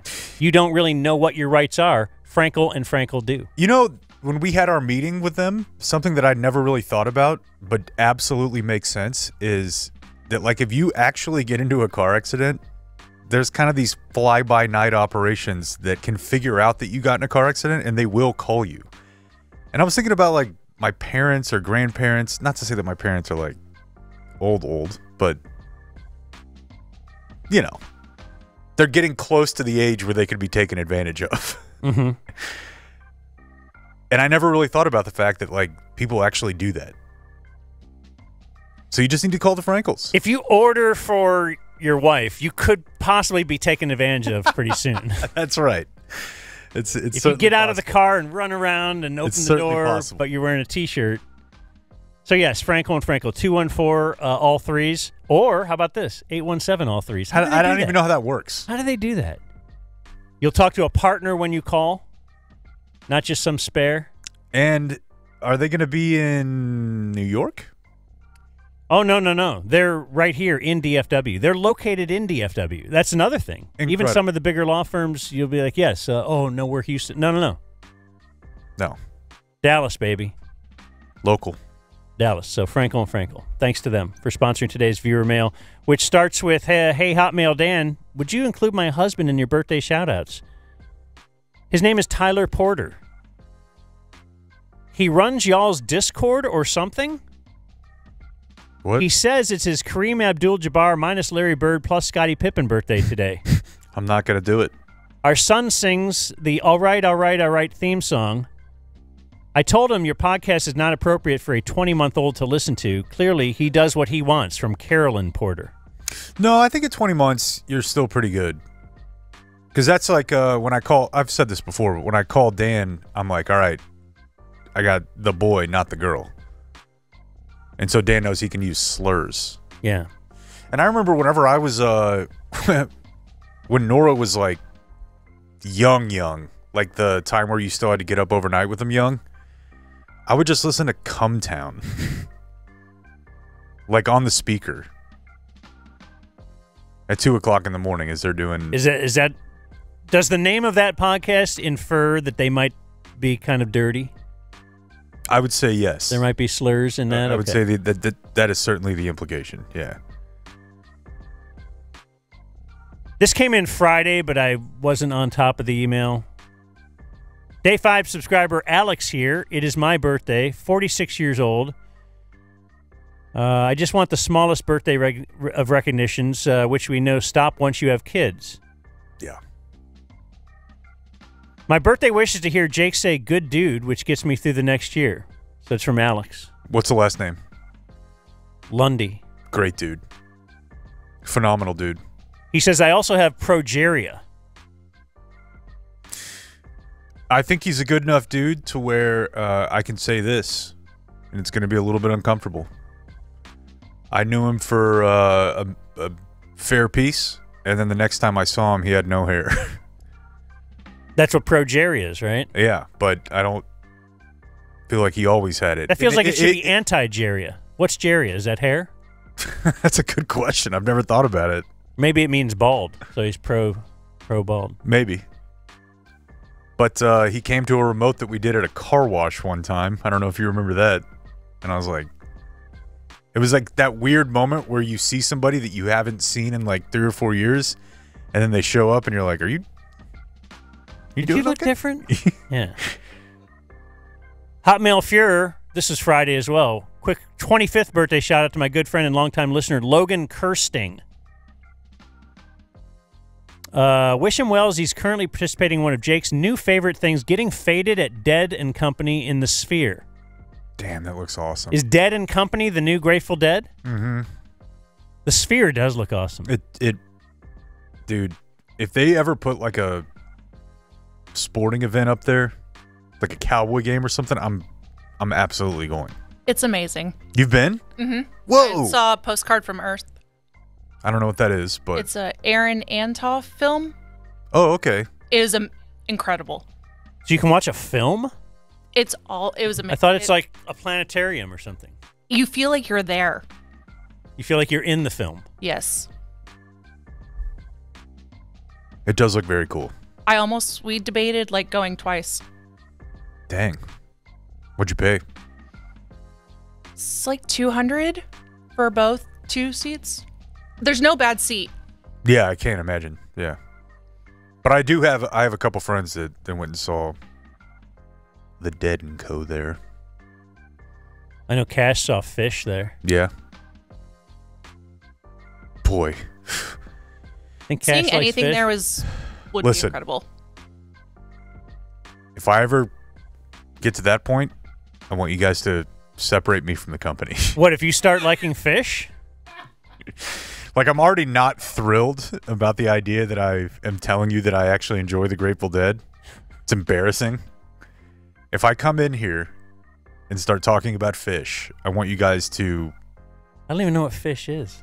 I want you guys to call It's the bank. P-H-I-S-H, by the way. Yeah, I'm familiar. Okay, I was like, what? if you're going to Google it. It's, Yeah, no. the Grateful Dead, like 20 years later. But that's what you're into now. I know, but what I'm saying is I don't want this to be like my thing. Because people who get into it, it becomes their thing. Yeah, like if you're getting Cash a birthday gift, get him like a fish-based birthday gift, and he'll Pie. be really happy. Yeah. It doesn't matter, yeah. But I never want to be that person. There's just like 10 songs that I found that I like. That law office we were at the other day. Really into it. No, they're into he's into the Dead. Yeah. Like he had the skull in his... Nobody's just kind of into it. Yeah. That's the problem. That's from Charlie White's. Hey, leader, I'd like to wish my brother Sage happy Lee Smith birthday. His leaders are Jake's Lake House Table and Blake's Soft Voice. From Zach. Me too. First day, number 169. Nice. And Dan, it is my Rangers Ron Washington birthday. Love the show. More Julie. Less anyone else who's not Dan or Jake from Van. Sorry, Rachel. No. P.S. Any chance of a watching party for the renewal of the A&M Texas game in November? That's not a bad idea. That's a great idea, Van. I'll write that down. When is that? I think we're going to do it live Besides from the bonfire. Dude, let's have a... Okay. We got a fire pit out at my house. Let's make a fire. Yeah, I'm going to leave the construction entirely up to you. Yeah. But yeah, no. We'll have our own, the Dumb Zone bonfire. And Video Man, can you put just a camera that would be on the bonfire too? And then we'll watch the game. And in one of the things, you have the fire. Okay. One of the things you got Quad box. Akash. Yeah. You know, VJ Boyd, right. Whoever. Fake Vince Young from golf tournament. Can the Roast Twins go? There's no way they would ever give us the time of day, night, evening, anything. They'll chime in from their locations. Because they won't be here in November, I hope. Something has gone horribly wrong. And one non-birthday email, which is from Quentin, who says, Dan, there's a series on HBO Max. The Edge, Micah, and CJ take Tokyo. That might be worth a watch. The editing is very weird, but interesting to see those two. I think we're talking Micah Parsons here. Yeah. He says also Micah may end up being in Houston for a super team. Well, I mean, I was aware that so it's part of the Bleacher Report thing. Like HBO Max or whoever runs that now. Is it Discover? Right? Nobody's going to help me at all. Okay. It sounds right, but I can't remember. So they own Bleacher Report, so you can watch Micah's podcast on HBO Max, nominally Max now. And he started doing stuff with CJ Stroud around the time of the draft. I did not know that they went to Japan together, but I'm in. Actually, you did know that because Micah was with the sumo wrestler. Oh, yeah. And we saw CJ Stroud with him throwing out the first pitch or something like that. You know what? I don't think I knew that was part of like a full series that they were doing. Yeah, I didn't know that. Yeah. But apparently... And no, he's not going to end up on a super team. If you are a current athlete, like doing bits in the off season, there's going to be cameras following you. Why not? Like you're not just doing something and then just doing it. All right. Some people do, but yeah. In general, I tend to agree with you. Okay, more basketball talk. Oh, can I say one other thing? I just thought of this whenever you said something about streaming. You could say 100 other things. I finished season 1 of The Bear. Oh, okay. I finally did it. I know I told you last week that I started, but how does it end? I'm trying to remember if I watched season 2 or season 1 just. Spoiler? Yeah. Everybody want to chill for a second? It's been out for a while. Yeah, it's been out 4 or 5 years. They found the money. Okay. And I know that you hated that. I did hate that because it's... Oh, in the tomato soup can? The 5-ounce San Marzanos. Yeah. Right. Which, how the hell they get it put in those cans? The money's in the banana stand. Exactly. I mean, to get those cans all sealed up and everything, that's pretty amazing. But I'm with you, though. But it's kind of like episode, it's the lottery tickets. Roseanne winning the lottery. But the episode before that was my favorite episode. And then it's like everyone, right? Like the penultimate is always a lot better. And then the finale was kind of like, meh. Was the one before, like I hate the cake guy. That doesn't exist. There's not a dork like that who has to make meat, but he loves making cake, so he's just going to make cake. That guy sucks. Why did you do a little thing? I don't know. He just seems like I know someone who went from cooking on the line into baking. Yeah, but is he sitting there at work, like just waxing about, oh my gosh, I wish I was baking a cake right now, but here's your sandwich. Like, it's like, all right, dude. I definitely think that exists. All right. In fine dining, for sure. Okay.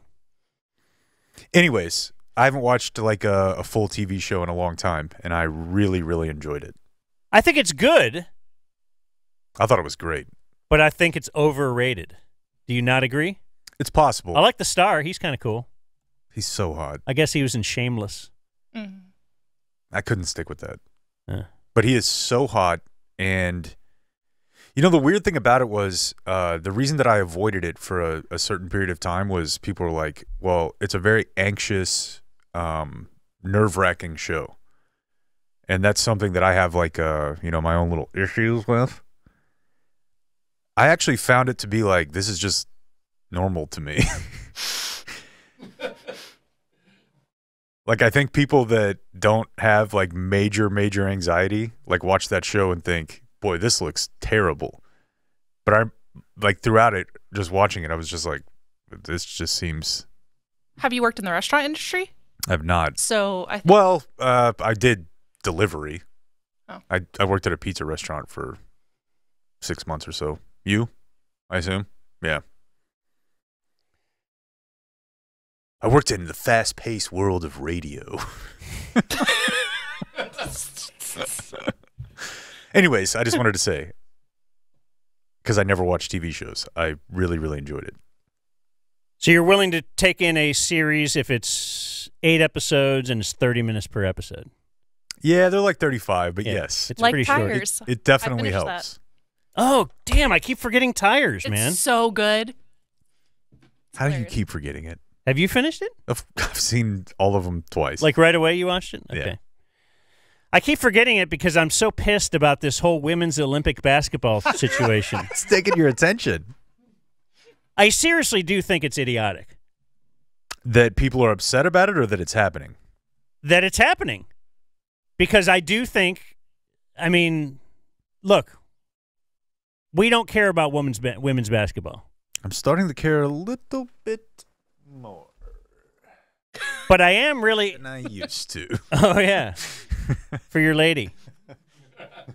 But I am really interested in this whole Caitlyn Clark situation because she's like the Steph Curry of women's basketball.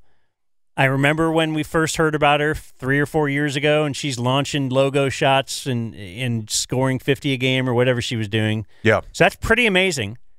And it's pretty amazing that she's elevated the women's college game up to a point where that gets better ratings sometimes than men's college basketball. I think it's really amazing that they're selling out arenas across the WNBA just for her games. Like you'll get 4,000-6,000 at another game and then 22,000 when she's there. Like, I think it's awesome. It is. Like, I still might not be into it if this continues, but like it's clearly she is the reason. It's Tiger. Yeah. Now, she isn't dominating like Tiger was right when he hit the scene. He started winning every tournament right away, too. That's true, too. It's a different sport where it typically takes a little bit more time. But she's still really, really good. Men's or women's. Yeah. So in the first half of her first ever pro season, she's arguably worthy of being on the team. You might pick and choose and say, I don't know, look at the stats here. Like if I just base it on just total stats, there are 12 women that are better. But then what if I could put a little something on the scale? Right. And so they say she didn't make it. This from USA Today column on Friday. Says that 2 other sources, both longtime U.S. basketball veterans with decades of experience in the women's game, told USA Today Sports that concern over how Clark's millions of fans would react to what would likely be limited playing time on a stacked roster was a factor in the decision-making. If true, that's an extraordinary admission of the tension that this multi-million-dollar sensation who signs autographs for dozens of children before and after every game has caused for the old guard of women's basketball. The 2 people spoke on condition of anonymity because of the sensitivity of the matter. I want to say a lot of things to parse out there, but the fact that you nailed anonymity. Thank you. Wasn't expecting that. Yeah. Saw the word coming. All morning. Didn't think you'd get it. Sitting in the mirror looking, practicing that one. I mean, look, I don't know anything about this sport. I don't know who else was worthy. But if it was arguable and the scale tipped based on the idea that they were worried about how her fame would impact like the reception of the games and her playing time, I think that's ridiculous. Yeah. I think it's well, you can argue that there is at least one person on the roster that a lot of people are pointing out shouldn't be there is Diana Taurasi. Isn't she like 40? She's 42. And she's already got 5 gold medals. She's won 5 of these bad boys with the women's team. She's pretty much on as a legacy, lifetime achievement. She doesn't piss anybody off if they play her for 5 minutes a game. Right. I'm sure there's a ton of huge Diana Taurasi fans that are upset that she's not getting every ball fed to her. It seems like a massive misstep to me. Let's think of the Dream Team. Mm-hmm. When they first started allowing men's pros to play, that team did have some legacy guys that probably weren't one of the best 12 in the game at the time, like Larry Bird. I believe he was a shell of his former self. He had back surgeries. He was on the very tail end of a career, but he's Larry Bird. And they knew we're going to win every game by 50 no matter what we do, just like the women's team knows right now. The last time the women's team lost a game in Olympic basketball, was 1992. Are you serious? Yes. Well, obviously, I'm out of my depths here because that stat is shocking to me. They destroy everyone. So you know how the rest of the world caught up to the NBA? Yeah. And men's Olympic, the U.S. Olympic men's team, the women of the rest of the world have not caught up. not even close. Facts. Had no idea. Facts indeed. So yes, and that dream team. You know who else they had on there? Christian Laettner. That didn't fit at all. Like, in retrospect, it really didn't fit because he ended up kind of being a dud in the NBA. But at the time, it was a big deal. He was a big deal in college basketball. He was about to become a pro. And so, hey, yeah, let's put the best college player in the game. She is the most marketable. She is the most well-known. Like, she is the reason you would watch that. Are you going to tune into a women's game now? It's less likely. Right. I also don't want to. Did you tune into any women's NCAA games before this year? Did you ever tune into a women's NCAA game? I have never watched a women's college basketball game that she didn't play in. Right. So this year you did. Like, hey, let's see what this is all about.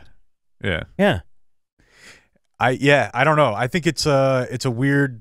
It's idiotic, and it's really been a big discourse. What it is it's something that's very common in sports, military. I suppose it's common in life in general, but it's like trying to make Dez carry Roy Williams pads.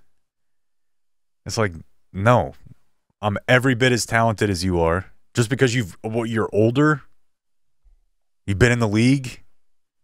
No. I'm not a huge fan of the I think psychologists would call it the appeal to authority. Like, if that's the only thing you have over me is just, oh, you've just been doing it longer, that doesn't make a ton of sense to me. Oh, do you have that picture that I gave you for the video? So this was a thing on Twitter that kind of said, here's who is keeping Caitlyn Clark, the highest scoring women's player in college basketball history, off of Team USA. So what's the implication here?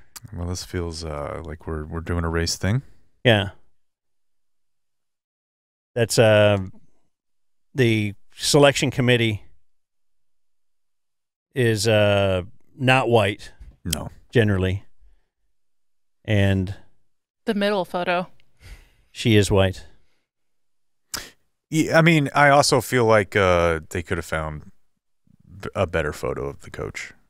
Yeah. No, they feels like a. If you're on one side of the game, you're going to try to also get the photos that make your side look better. So I don't know if that plays into it at all, but I think the WNBA seemingly across the board has been heavily criticized for a lot of the way they're handling Caitlyn Clark entering the WNBA. Like, they just don't know what to do with this. Yeah. The only thing I would say that I've observed from afar, and it's very afar, she seems like she's handled it super, super well. She seems great. Like, every question she's answering is... And I was like the right kind of answer. surprised by that, because after the very, very limited amount that I've observed her playing basketball, she seems like a real asshole as a competitor. And sometimes those people, let's say like Draymond, when they get asked questions about things, they're standoffish. They don't, they want to make their opinion in a very, forceful way. She seems like an incredibly competitive asshole, which I love. But then when she's asked about it outside the lines, kind of like Luka or, most of the all-time greats, she seems to just be like, I get it. I wish the best for everyone else. Which is cool and not how I would be. At all. News? Sure. Let me look at... Oh, no. Are we doing that audio in the news? Which one? From the big man? Or is that outside news? Let's do it in the news. Okay. If you're going to play it. Well. Here's Jake with the You make the call. Zone News. I did want to play you one video in the news before we get to the big man. This occurred in Oregon over the weekend. This will be the bull video man. The bull video. That's just what I titled it. Mm-hmm. You're fun. So, have you ever been to a rodeo? Yes. Some time ago. In Texas? Yeah. Or was it at home? Yeah, I think it was the Mesquite Rodeo. Sidebar? They used to routinely beat the brakes off me on the shake joint in the ratings every Sunday morning. What does that mean? It was somehow they had Mesquite radio or rodeo radio. You're not talking KEOM, Mesquite High School Radio? Is that what it was? I just remember there was something related 88.5 Mesquite High School Radio. And they would get a 12 on Sunday mornings. Really? Yeah. I'm like, what? Sean and I are just going over our notes. How do we keep losing to this Mesquite? I think you're right. I think it was Mesquite High School Radio. That used to be my home for 70s music and stuff. For the Golden Saturday, little Super Saturday night. Saturday Night Fever? What you're referring to? They would play that? No, they just played hits from the 70s. This is back 20 years ago. I don't know what they play now. Something that people preferred more than the shake joint. Is essentially all that I know. So, just one time, Mesquite? That's the only time you've been? Yes, once ever. I've been a bunch of times. Yeah? Yeah. I don't know if it was a growing up here thing. Video Man, you? It must be. Rodeo? No? I remember, and I keep saying, we should get my stepdad on. Let's do it. Let's just have him sit in. I think he'd be great. He could open the door for me. He would do that. He was very involved in the rodeo, when my mom met him. That sounds pretty vague and weird. I think he was I don't, And he honestly, rope a calf? There was definitely a time where he could. I don't know if he could now. I mean, it's 30 years later, but. He seems to be a real complicated onion, that guy. Cop, rodeo. Yeah, just orders for your mom, but he seems like the coolest guy I've ever met. Awesome. Yeah. He's awesome. The way you describe some bullet points you put on him, I'm like, I wouldn't like that guy at all. But then you met him. And then I meet him, and he's really cool. I could see why your mom's into him. It was the cop and rodeo thing where you were like, eee. I don't know. I mean, I'll let him order for me, though. It's kind of you. So at this event in Oregon, a bull escaped, and we're going to watch the video now, and then we're going to talk about it. Hey, hold on. Oh, I'm sorry. I forgot to tell you Lee Greenwood's playing. No way. Yeah. And then they're not going to want the bull to be free, I'll bet. No, but he's not going to care either. I do root for the bull at these things. Yeah. It's kind of sad, So we got a bull. It's a small rodeo. Oh, the old turn down the thing and hear the crowd. Didn't take that. Now he's in the crowd. Oh. Wow, he just leapt over the. Now he's knocked over a park bench and leapt over the fence right into the crowd. Now he's tossed a human being probably 10 feet in the air, and they can't stop it. But he seems to leap over the thing and gets out into the concourse and kind of knows where the exit is. Yeah, it does. It does. Now he's over by the brewery tents, Just having a good time. Yep. Yeah. Did they end up with the trank gun or something? What do we do? It was secured next to the livestock holding pens by our, quote, rodeo pickup men and immediately placed into a pen, which feels like PR speak for we tranked it. Yeah. Is the guy who was flipping over okay? Yes. 2 people transported to the hospital due to injuries, but nothing fatal. It really did. That's credit to that bull for figuring out, you know what, I bet I could jump this fence. Because if you don't get there. And all of them have the physical ability. It's the ones with the mental ability that figured out, and they're like, hey, wait. Why am I there are staying no bullets in that gun. Yeah. Yeah. Does that guy have PTSD now? You'd have just to figure. standing around. Yeah, because that guy wasn't even like in the arena. He's just out like getting a beer. Talking. I do think it might have been a woman. Yeah, she's just out here hanging out, and it's like, whoa! He flipped the lady. Yeah. Oh. Yep. Did you go to a bullfight in Mexico? No. I went in Spain. Saw him kill it. It's not. I would not say that it's underwhelming, but there is a component of it that they don't really tell you about.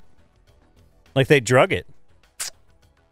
I definitely think they drug it, but in addition to that, when you see like the big badass, which he's 5'2", he's not big, the Matador, the bull has already lost so much blood because they have like 3 fluffers. What does that mean? It means they go out there and kind of like they lance it. Well, they like they look like bowling pins, but they stab them in the back with it. And then the bull, by the time the Matador gets out there, he's not in peak condition. He's Emmitt Smith with the Cardinals by the time the Matador gets out there.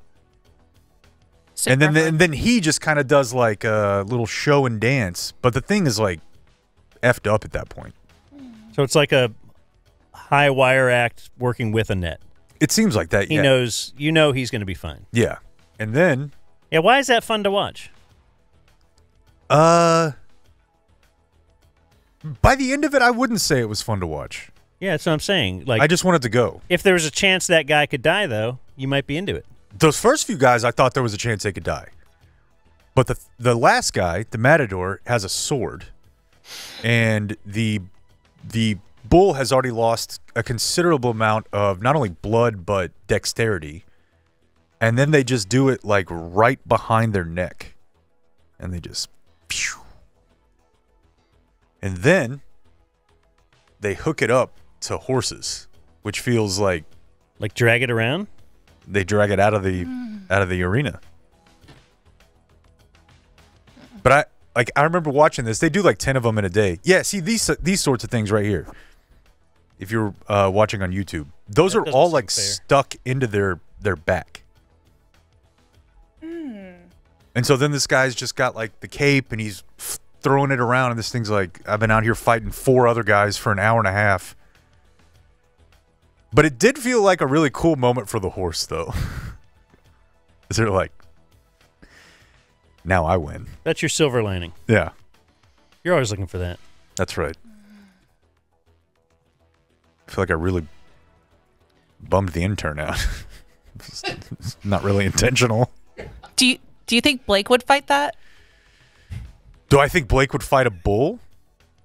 Since just kick it.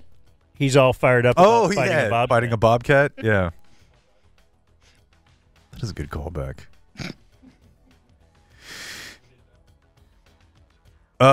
Okay, so do you guys remember just a couple weeks ago the insane storms we had? Mm-hmm. Boy, do I. You have internet, right? Internet is back. He got it on Friday. We had to stop the show 4 times so he could get internet. Things are humming. But you would never know. You would never know. It's seamless. Encore. You're familiar with Encore, correct, Dan? Sure. Says that May 28th storm was the worst in city history. The worst in its 112-year history in terms of outages. If you recall, like there was like 700,000 people without power. Yeah. That was the worst they've ever had. Which is a lot worse than being without internet for a week. That's very big of you. But didn't it feel like the ice storm was worse? Apparently not. Well, that's a great call. Apparently not. Because it was like okay weather. Like, I mean, or it wasn't too hot, too cold. It was rainy. They're just saying for power outages. I think that's all they're basing it on. Although I'm with her. I would have thought there were more than 650,000 people without power during Snowmageddon. Yeah, maybe they're just being superlative. I didn't what's know in front of them who... because they were doing rolling blackouts. Mm-hmm. Like, that was ridiculous. So ridiculous, I had to go stay at Cash Soroy's place for a few days. I had a baby. Oh, everybody's got to one-up You had to me. warm up bottles. You're going to one-up. Dan was having highball old fashions. Well, I was too at the and gummies. Right, as my wife and daughter were I guess collecting snow from outside and pouring it in the toilet so the toilet would flush. Yeah, Dan had the water was on. Weighted blanket. Look, I had to get up, though, and walk like a couple blocks to the station. That was pretty cool because then I just went and did the show from your house once you had power back because I didn't have power, and I'm like, well, why are you? Oh, so I was in downtown Dallas, and you were at my house? Yeah. Yeah. Because the roads were still pretty jacked up. Yeah. But I could make it to your house. Yeah, I couldn't have made it home. You just couldn't make it home. Police are investigating a situation where hundreds of plastic bags containing anti-Semitic flyers were found scattered around a Flower Mound neighborhood on Saturday. They were in Ziploc bags. What did it say? It's just your basic I'm against Semitic. hateful anti-Semitic content. I mean, I could read it for you, but Curious. I think it was around Pride. The top part of this one says, every single aspect of the LGBTQ plus movement is Jewish. I don't really know any gay Jews. All right. I'm Jewish, so I'm thinking. I know one black Jew. Dude, she just one-upped us twice. Yeah. She immediately, I was like, man, that feels like something you shouldn't say. And then she's like, well, I can. Yeah. No, I'm She's Jewish, pretty which backed means into that we can corner kind here. of say whatever we want. I don't think that's how it works. Oh, no? Go for it. I mean, I don't want to say anything, but... So they also, following that slogan, put a bunch of notable figures in the Jewish community, including Harvey Milk and other politicians. Like, their pictures. Gay. Was Harvey Milk Jewish? Apparently so. Doesn't sound like a Jewish name. So what are they saying? Like, they're saying LGBT... They're saying pride stuff is bad. Mm-hmm. And then and also, the Jews are bad, too. But what if we team... It's kind of like a chocolate and peanut butter type thing. Like, what if so it's just one neighborhood in Flower Mound, and someone printed up like 100 flyers. And then... But then, yeah, so you can see it right there. And then A rainbow yarmulke would be dope. And then threw them like all over town. Yeah, I don't know. I guess the end result is what's happening right now. That's what they want. If it was ignored. I guess my thought is just... Like, if the news didn't report on it at all, then they wouldn't get what they wanted. That's true. My thought is just like the type of person... Like, you didn't print that at home, most likely. Well, maybe you did, but it took some time. Yeah. And then you had to buy the bags. And then you had to take them to people's houses. It's just like, is that, like, I was at the splash pad Saturday. I mean, Hitler did a lot more. There's a lot of people just worried about other people. And, like, what other people think. And do, and, like, It's whatever. Just seems really strange to me to spend, like, your weekend being like, I got a message I want to get out.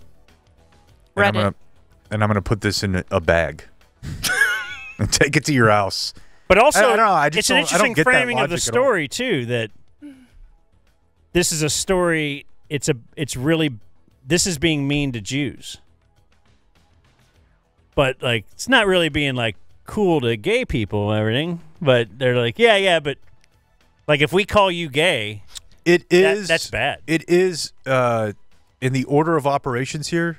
Anti-Semitic is before homophobic on the headline, but I don't know. That might be like a phonetic thing.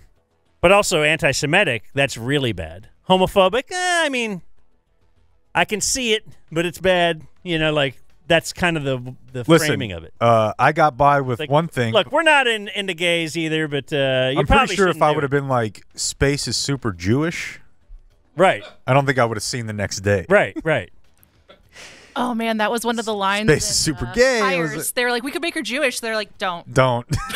Don't. Yeah. One of my wise elders from our former radio station, very early on, was like, look, dude, there are a lot of things you can joke about. I would not joke about this if I were you. Because at the time, that's all I was doing, you know? So I can say... That's a joke, by the way. I was not doing no, you're good. I wouldn't apologize to you. I actually got separated from a girl in elementary because I was Jewish. So they would not let us be in the same class because she was German. And literally, I mean, if that would have happened in today's time, that would not have flied. But literally, we were not allowed to be in the same classes or playground or anything. Like, did one of the parents initiate this, or? They said, don't talk to her, she's Jewish. And I was the only Jewish kid in the school. That's insane. And it was really hard. Our parents had to explain, like, you can't go to her birthday party or any birthday party she is at. Like, wow. Yeah, that feels like it would have been in the news if it happened. Like, I'd be talking about it right now. This was in. Well, we are talking about it now. Well, yeah, but I'm saying, if that happened now, like, I feel like there would be a WFA or a Fox 4, NBC, DFW story about it. I'm only half Jewish. Is that possible? Well, my mom. So you could go to part of the party. Right. Christmas tree, Hanukkah presents under. But I mean, you could go to the birthday party, but you had to leave before. No, if she was there, her mom would not. Yeah, exactly. Yes. She had to wear a full piece bathing suit. Christmas tree, Hanukkah presents under. Mm-hmm. Feels like a little greedy. Win-win. And I didn't mean that in any way. But yeah, that was a story that I just still look back and I'm like, I don't know how that happened. I should stop now. That's going to do it for the news because I just walked into that one. Okay. The Dumb Zone News. I don't even really know what Hanukkah is, by the way. Subscribe. Hey, do you have the cool graphic you played at the end of the break? I'd like to hit that. So 12 days, right? How many days? 8. 8 days. 8 crazy nights. 8 crazy nights. I don't know as that. Adam Sandler would say. Adam, yeah. I'd like to fire that and let us pause for a second, okay?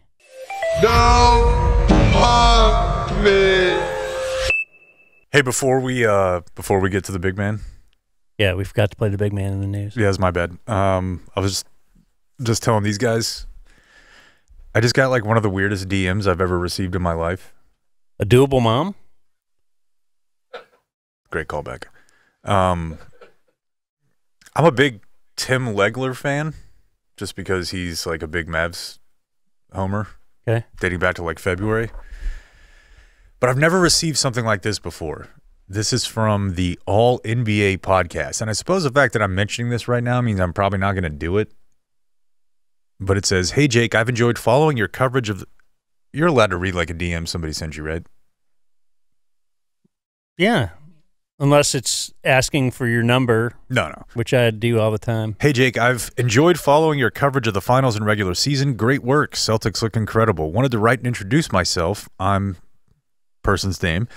I produce the All NBA show with Tim Legler and Adam Maris. I'm not sure. We're doing a mailbag episode, but we're only trying to get questions from other media members who are covering the finals and really know the team well.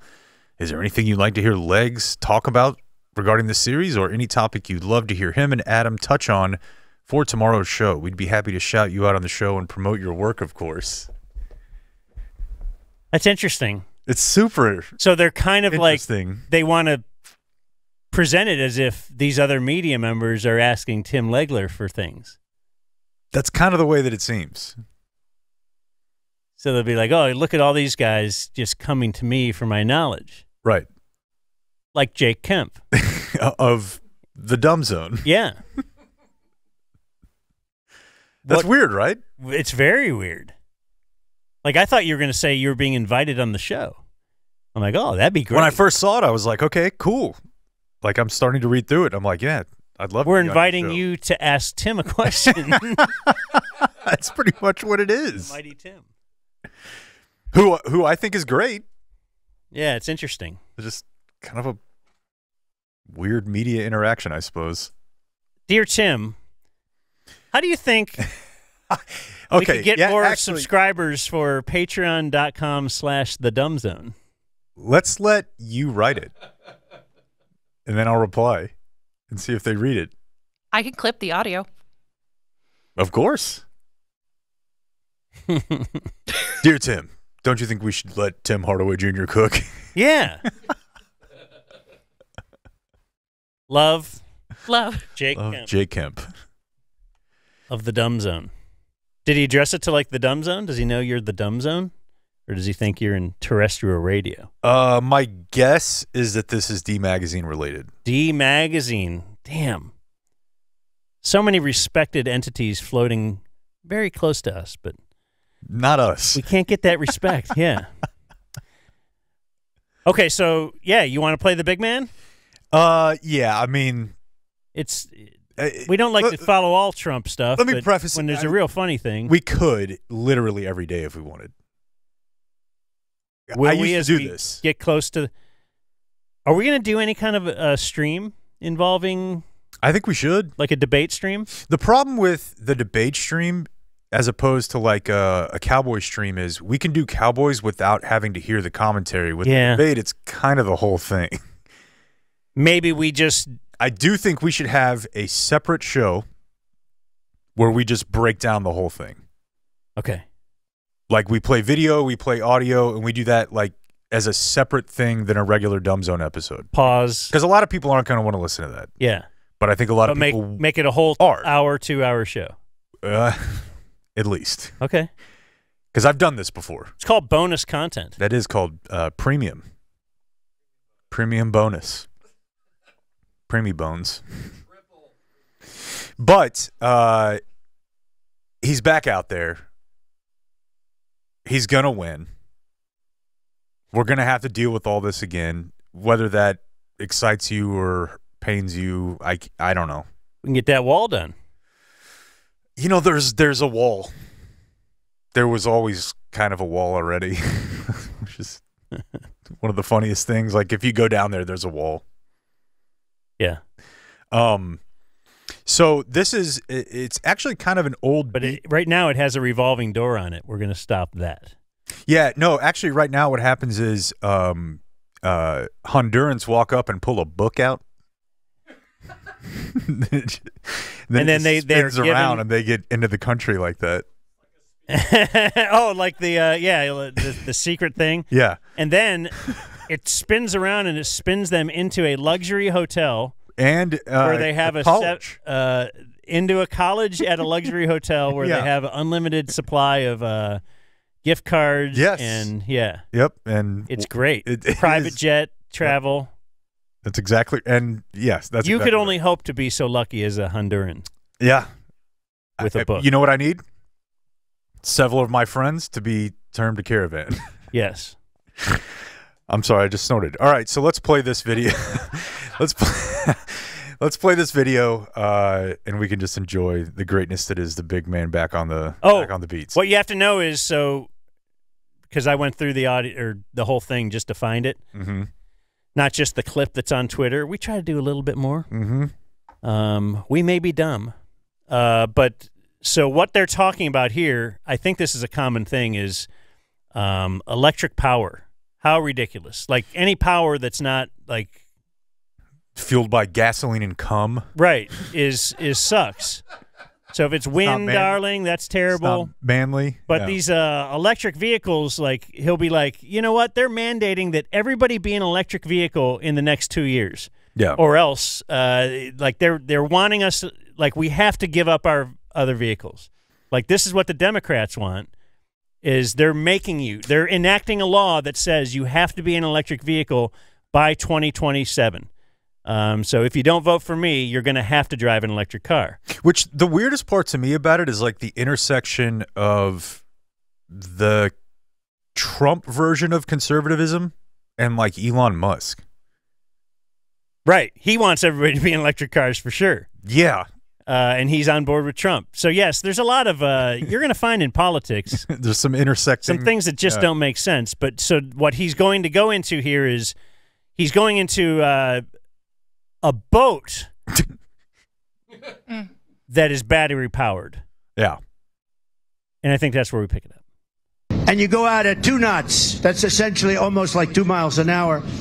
I say, how long does it take you to get out there? Many hours. And then you're allowed to go around for 10 minutes, but you have to come back because the batteries only last for a very short period of time.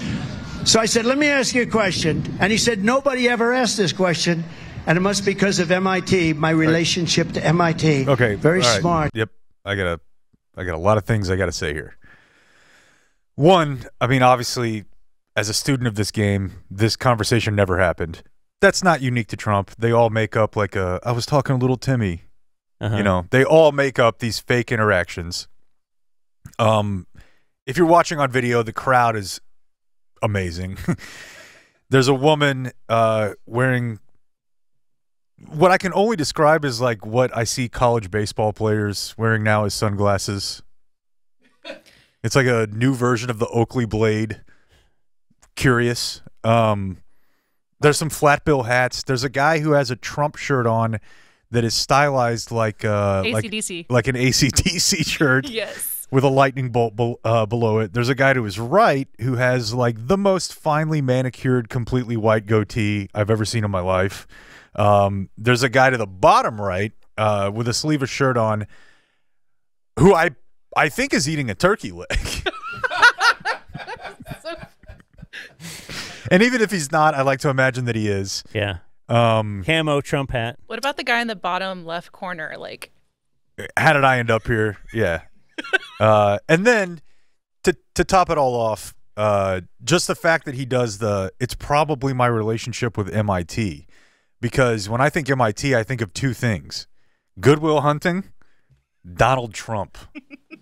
You think the white goatee is a big player in the Trump land? Yeah. Yeah. There's another guy with a white goatee in the back. Yeah, that's what I mean. Yeah, no, I think it's a huge player. Yeah. All right, sorry. Question. And he said, nobody ever asked this question. And it must be because of MIT, my relationship to MIT. Very smart. He goes, I say, what would happen if the boat sank from its weight and you're in the boat and you have this tremendously powerful battery and the battery's now underwater and there's a shark that's approximately 10 yards over there. By the way, a lot of shark attacks lately. Do you notice that? A lot of shark. I watched some guys justifying it today. Well, they weren't really that angry. They bit off the young lady's leg because of the fact that they were not hungry, but they misunderstood who she was. These people are crazy. He said there's no problem with sharks. They just didn't really understand a young woman swimming now really got decimated, and other people too. A lot of shark attacks. So I said, so there's a shark 10 yards away from the boat, 10 yards. Or here, do I get electrocuted if the boat is sinking, water goes over the battery, the boat is sinking? Do I stay on top of the boat and get electrocuted? Or do I jump over by the shark and not get electrocuted? Because I will tell you, he didn't know the answer. He said, you know, nobody's ever asked me that question. I said, I think it's a good question. I think there's a lot of electric current coming through that water. But you know what I'd do if there was a shark or you get electrocuted? I'll take electrocution every single time. I'm not getting near the shark. So we're going to end that. We're going to end it for boats. We're going to end it for trucks. We're going to end the whole mandates on the whole battery thing. So wait, MIT, I'm very smart. So you think of me, MIT, and my question is, if the boat sinks because it has this battery, so now I'm in the water, in the ocean, I'm guessing, because there's a shark. Yeah. Right? Not a lot of sharks in lakes. Ponds. So, so I wouldn't get electrocuted if I swam 10 yards over there. But I'll be electrocuted because electricity can travel through water. I also have a question about why this battery is just sinking this boat. Is it just because it's just the weight of it? It's so big, it's going to sink the boat. Well, how did it even get to the 2 knots? like he is right. We looked it up. I didn't know, but how do you get 2.5 miles out if okay, for example, if you have a boat and I put 1,000 pounds of like cement bricks on it or whatever, right? Okay. Do you think it's going to make it 2 miles before it sinks? 1,000 pounds of feathers. Well, it depends on if they're electric or not. But don't you think it sinks right away? I didn't go to MIT. and neither did he. And I also think the first time I heard him do this, my reaction was, it absolutely rules that like half of his statements are just stuff that I would have said on the fucking playground. Oh, yeah. Where you're just I was thinking this. Bro. I was thinking this the other day. Shark or electrocution. Said a lot of shark. I watched some guys justifying it today. Well, they weren't really that angry. They bit off the young lady's leg because of the fact that they were not hungry, but they misunderstood who she was. And so we completely glossed over that part. Sharks don't get angry. Ask him how it feels. They didn't know who she was. Like, they just eat people because they think that they're seals. And so... Also, to me, now if we are playing shark or electrocution, which I'm down to do, like, I'm not president. I think I'm going to go but... shark because electrocution, it seems like that's that. Right. You're definitely going to die. The shark might be interested in something else. You have at least have a chance. There's a chance that if the shark attacks you, it could realize who you are. Yeah. As he said, they didn't realize who she was. The young lady's leg, because of the fact that they were not hungry, but they misunderstood who she was. And the shark misunderstood who she was. Like halfway through, there's a chance the shark is like, "Oh my God, it's Dan McDowell." Yeah. Where have you been, dude? I haven't. And they release, whereas the electrocution. He's like, I'm a subby. I haven't subscribed yet. Yeah. Day 3, bud. He gives you his subby number. Yeah, it's possible. What's Blake like? Will he really not travel with you guys? Can you get Jake to unblock me? That's like pound for pound the dumbest thing I've ever heard in my life. It's one of the greatest things I've ever heard. Well, I mean, I would agree. Yeah. I think it's both. It can be all of them. Yeah.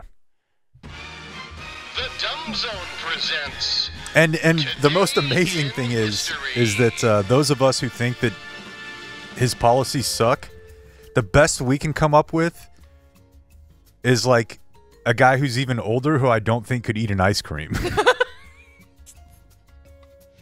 Yeah, it's tough. Yeah. I mean, what can you do? You can listen to the Dumb Zone. I could tell you a really funny story right now, but all right. This is a free episode, right? Is that going to change the story? Well, like you want to. This is such a good story. One time we I should was be making people pay for it. So this is only going to land for Rob because he worked in the politics game. But yeah, that's a good idea. Okay. I thought he was going to leave. He's like, if it doesn't work for me, then. One time I was having a conversation with my friend and my other friend, TC, and it was very late at night. We were at a bar. No way. And that's exactly what we concluded. We were like, well, I mean, what are you going to do? It's what we're left with. And my friend said, you know what you can do is wait until a bunch of them are practicing baseball. Oh my God. The old congressional baseball game callback.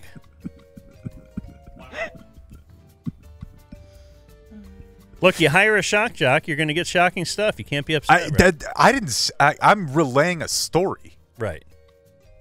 You're a newsman. That guy did wait until a bunch of them were practicing baseball, though. Which is, look, there's a lot there. So they have hardball games at like 60. Members male of Congress and female are playing fast pitch hardball. Now, tell me you know I could sit one of them down. I would hope so. Thank you. But I couldn't even imagine them having a congressional softball game. Right. Let alone you're actually playing like real, like full, real hardball. That's difficult to do. You're telling me? Like I don't want to do it. I wish I'm a was ball here. player now. None of it made sense. No. Especially the part where that guy showed up with a gun. Yeah, then he has a gun that they all want to ban or So did they enact or... legislation after that or no? No, I don't think so. It's Monday, June 10th. Hey, we missed 6ix9ine. Didn't you say you did some funny 6ix9ine content for our Soch? Yeah, I told everyone happy 6ix9ine Day. They should celebrate by subscribing for Rachel, $6. Rachel realized that when she was with her husband in that particular... No. Mm-mm. Mm-mm. On 6ix9ine, I mean. That's when she realized it. Mm-hmm. I'm sorry about him. Sometimes he okay. he finds the line, and then he's like... Look, Rachel, you hired a shock jock. Yes. Oh, is this what you put out? Mm-hmm. So what are you doing for us, Rachel? You're doing some Soch stuff? You're doing some editing? Yeah. Whatever Blake needs me to do. Yeah. That sounds pretty vague. Also sounds... There's a lot. Like you should talk to HR about that. Mm-hmm. Yeah. Because I know how Blake is. No. Yeah. I thought creating that was kind of cool for the 6ix9ine Day. Like, the opportunity presented itself. Look at that. You and I wouldn't have thought of that. No, I wasn't. You guys are the talent. I was getting my car washed. Well, someone else was washing it for you. That's getting it washed. It's also like the only thing that makes me feel like how Dan feels about getting a pedicure. Mm. You don't like having somebody wash your car? I love having my car clean. Oh, when you go out and you feel real slavey. No, it feels good. When you get the especially tip, after kids. Yeah. give them the tip and they walk out. And now it's like, it's just like a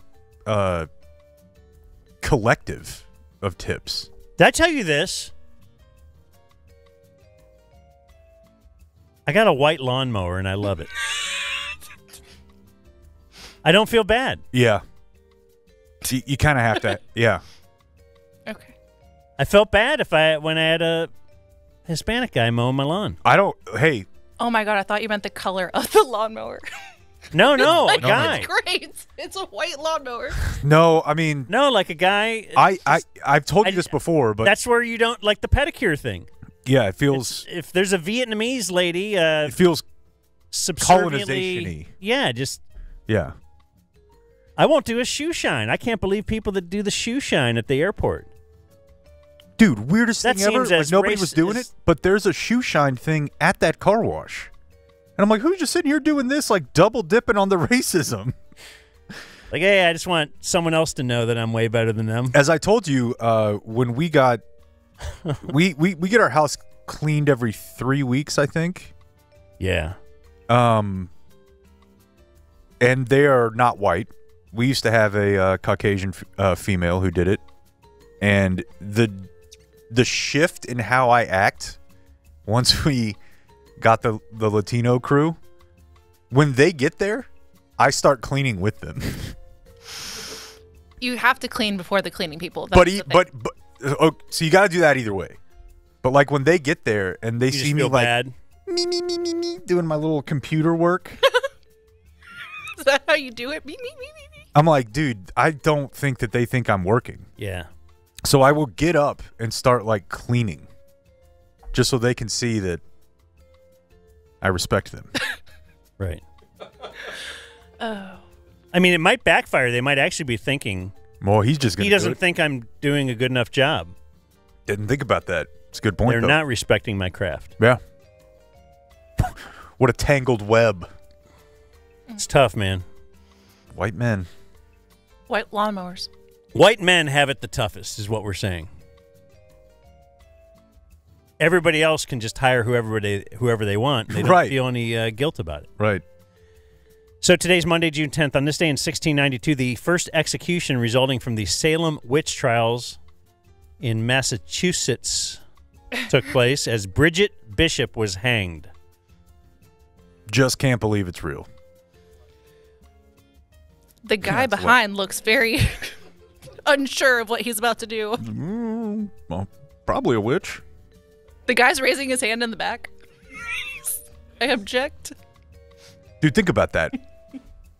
We're like less than half a century away from people being like, probably a witch. On this day in 1950, 16 months after a near-fatal car accident, if it was fatal, then he wouldn't have, Ben Hogan wouldn't have won the U.S. Open. Fort Worth zone, right? Yes. I think so. Has it been more than 16 months for Tiger? He was in a near-fatal accident. Will you please just stop betting on Tiger? I can't, man. There's a lot of Tiger memes going around. You see the latest one? Yeah, I don't know. He's playing poker or something? No. That's tough. With blackjack?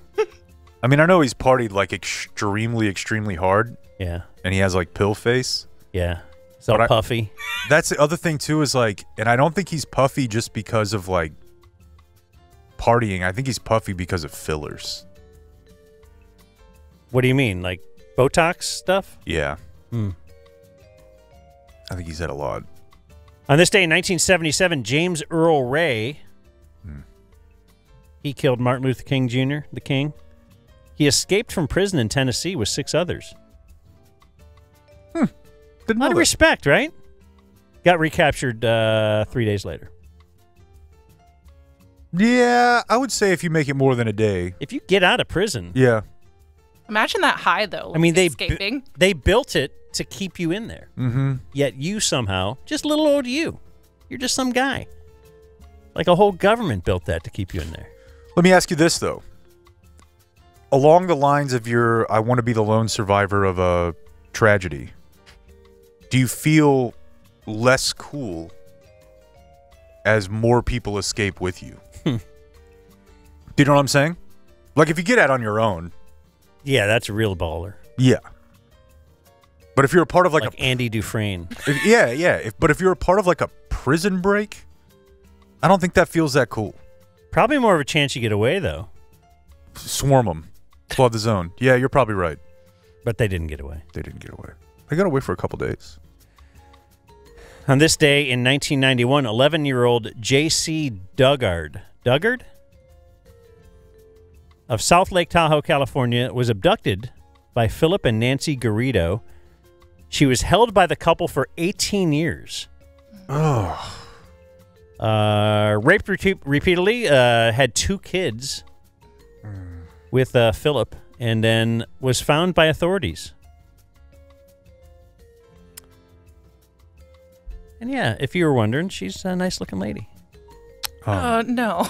No, she's... Wasn't thinking that. I don't know, so I wanted to, I want to date a former prisoner of war. This one might be too far. This one just might... For the second time today, I'm going to say big of you. This just might involve too much...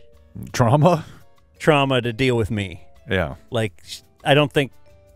But the whole prisoner of war, I'm thinking you can get over that.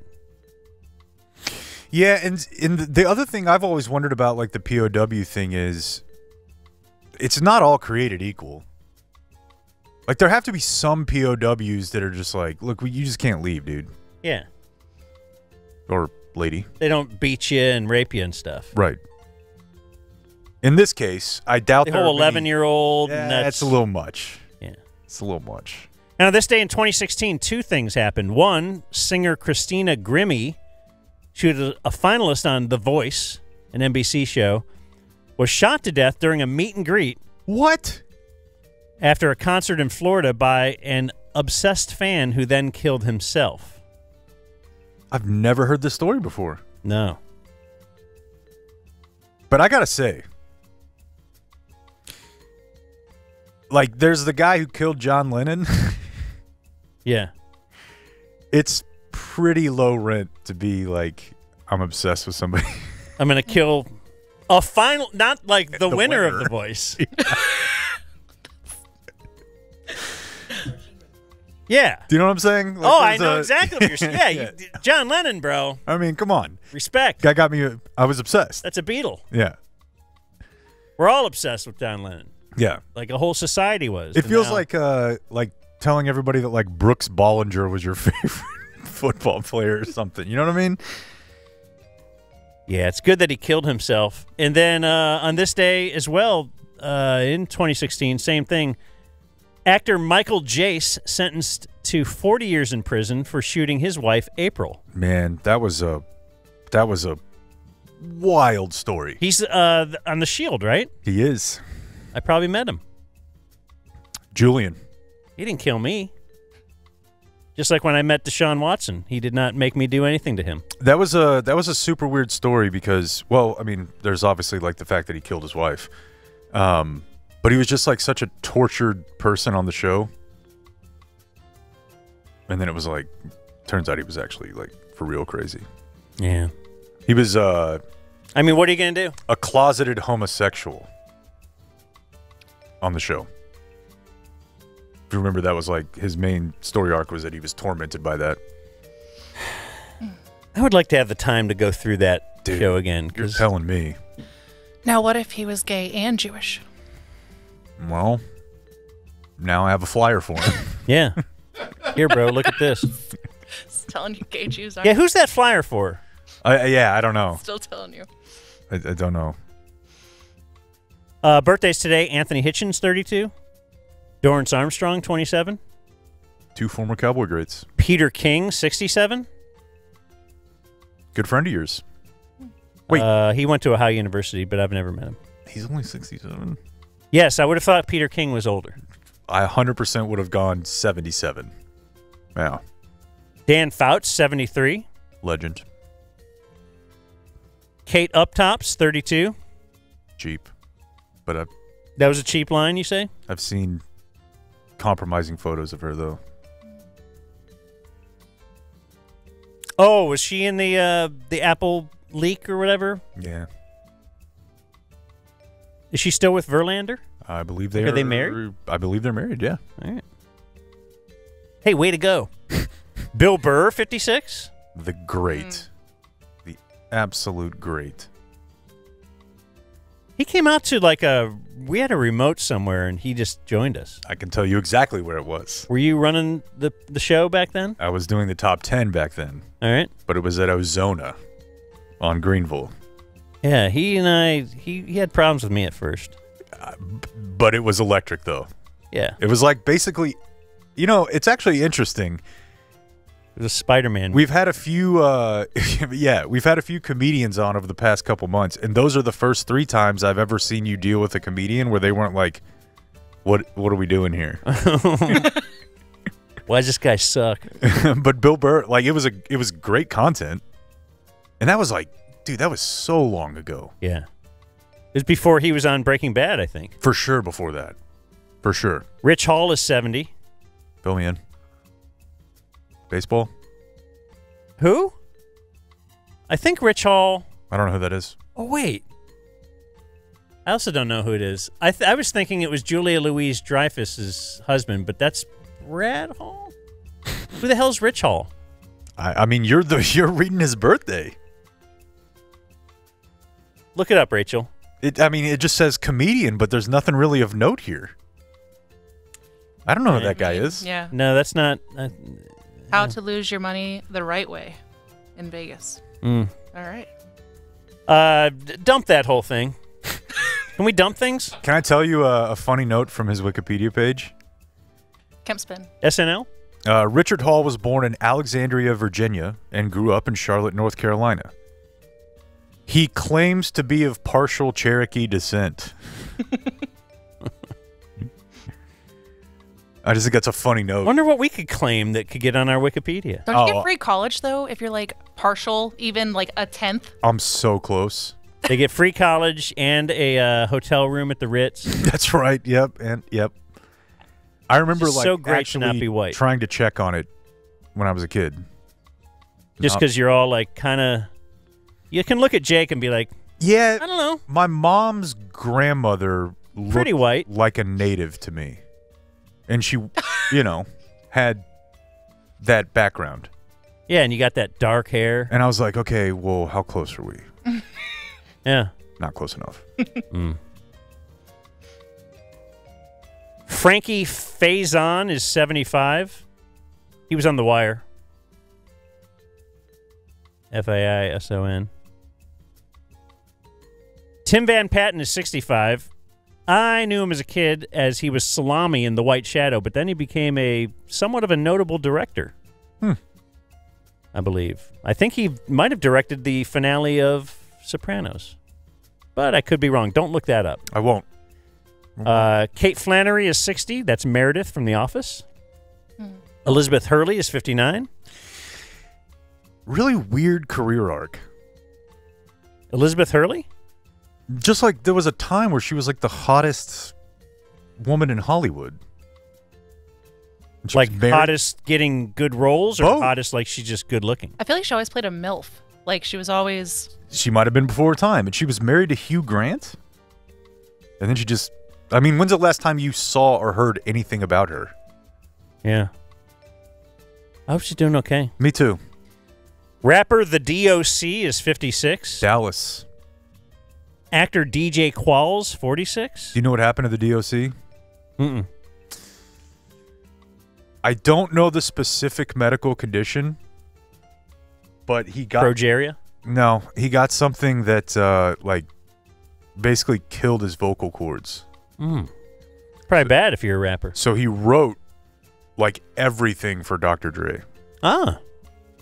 And a bunch of other people too, because he was Ed Lover. I give up. We're just having a good time. Sasha Obama is 23.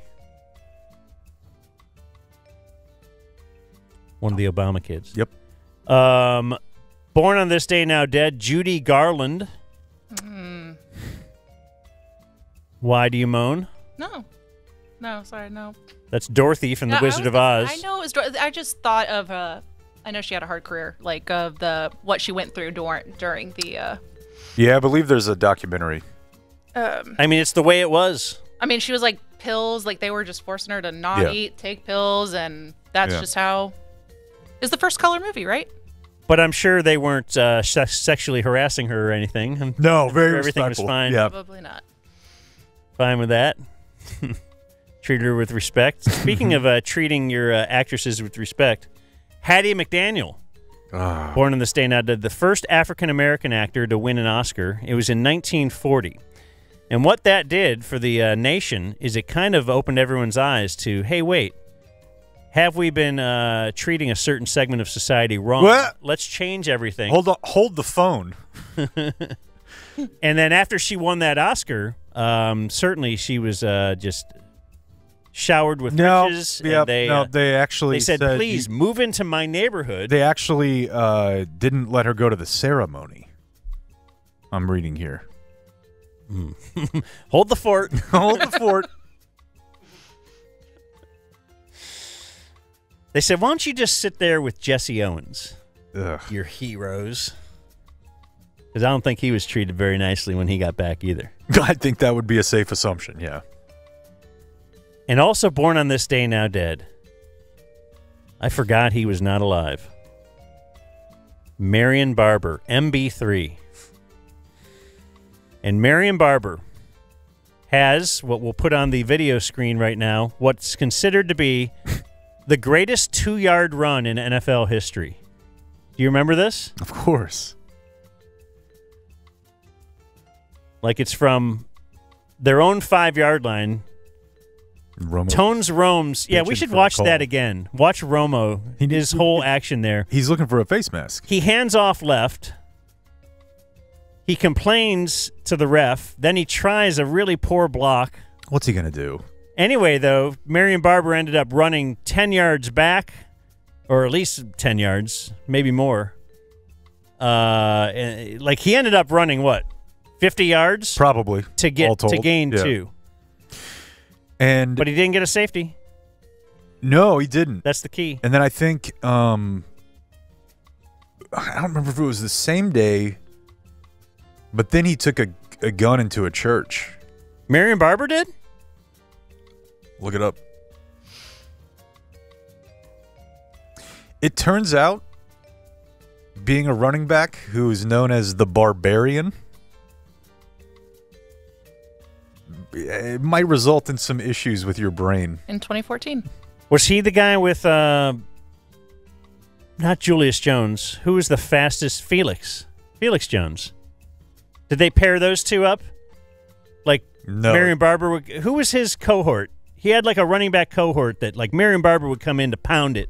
Tashard Choice, maybe? I feel like I know what you're talking about. I feel like it was can't Felix remember. Jones. You might be right. Like we would use him for might be. But we need some short yardage. I mean, in college, we got Marion it was Darren McFadden, right? Darren McFadden was with Felix Jones. Yeah. They were mates.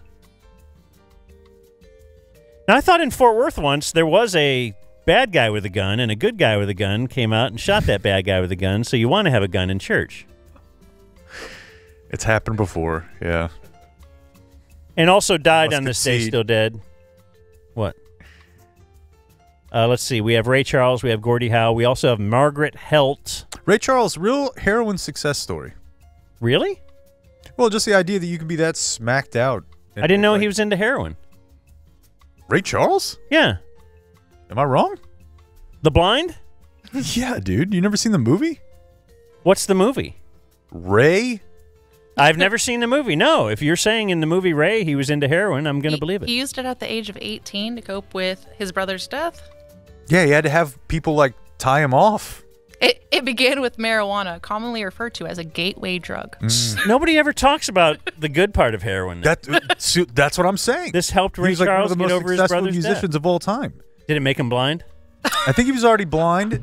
Urban didn't but make him gay. I wasn't there. He But- couldn't see. Like, I knew what blind meant. Just kidding.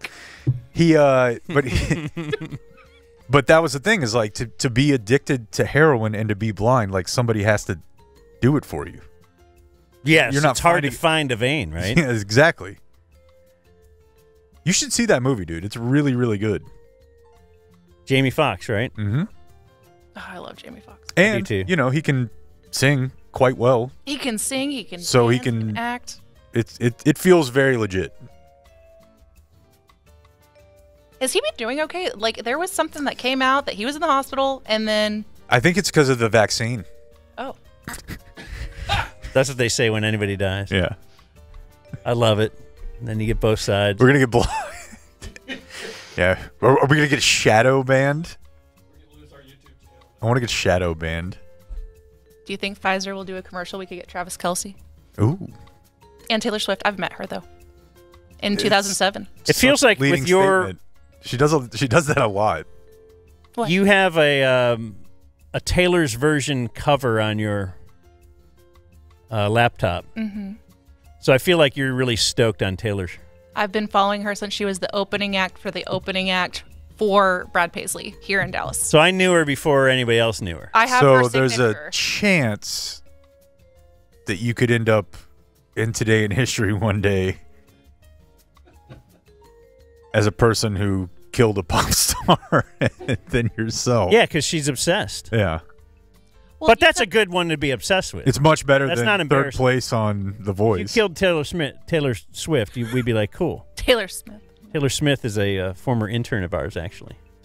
I think now that would make we'd laugh at that. Like, you shouldn't kill Taylor Smith. She's not as famous. Right. That signature that I have is from her debut album, and I looked it up. It's worth like $6,000 because it's her original signature before she was like big. She was, again, opening for Jack Ingram, opening for Brad Paisley.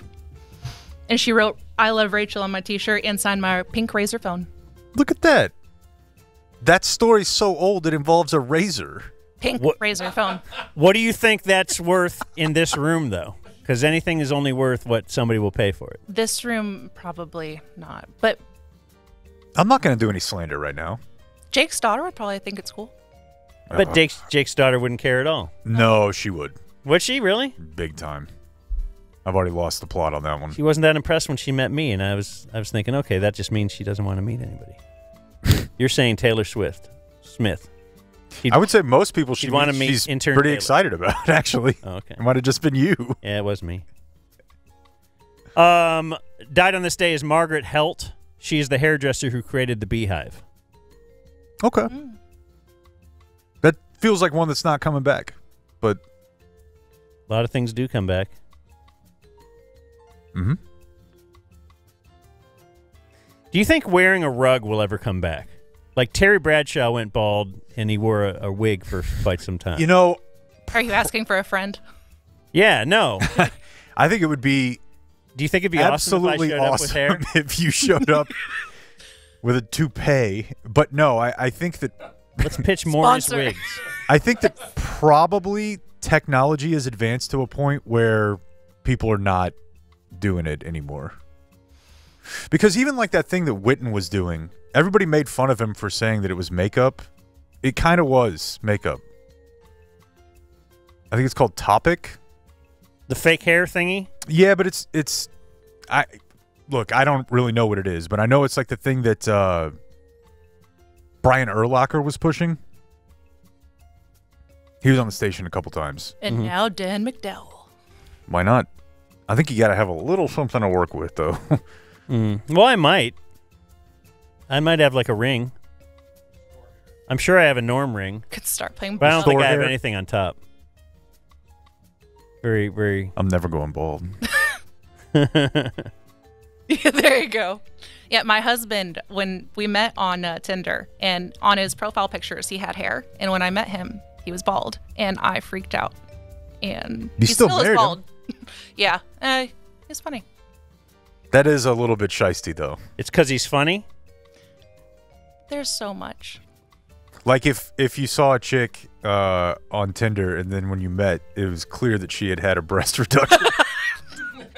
Okay, no, that You'd would be be like, equivalent. Yeah, but she's funny. She's like, gotcha.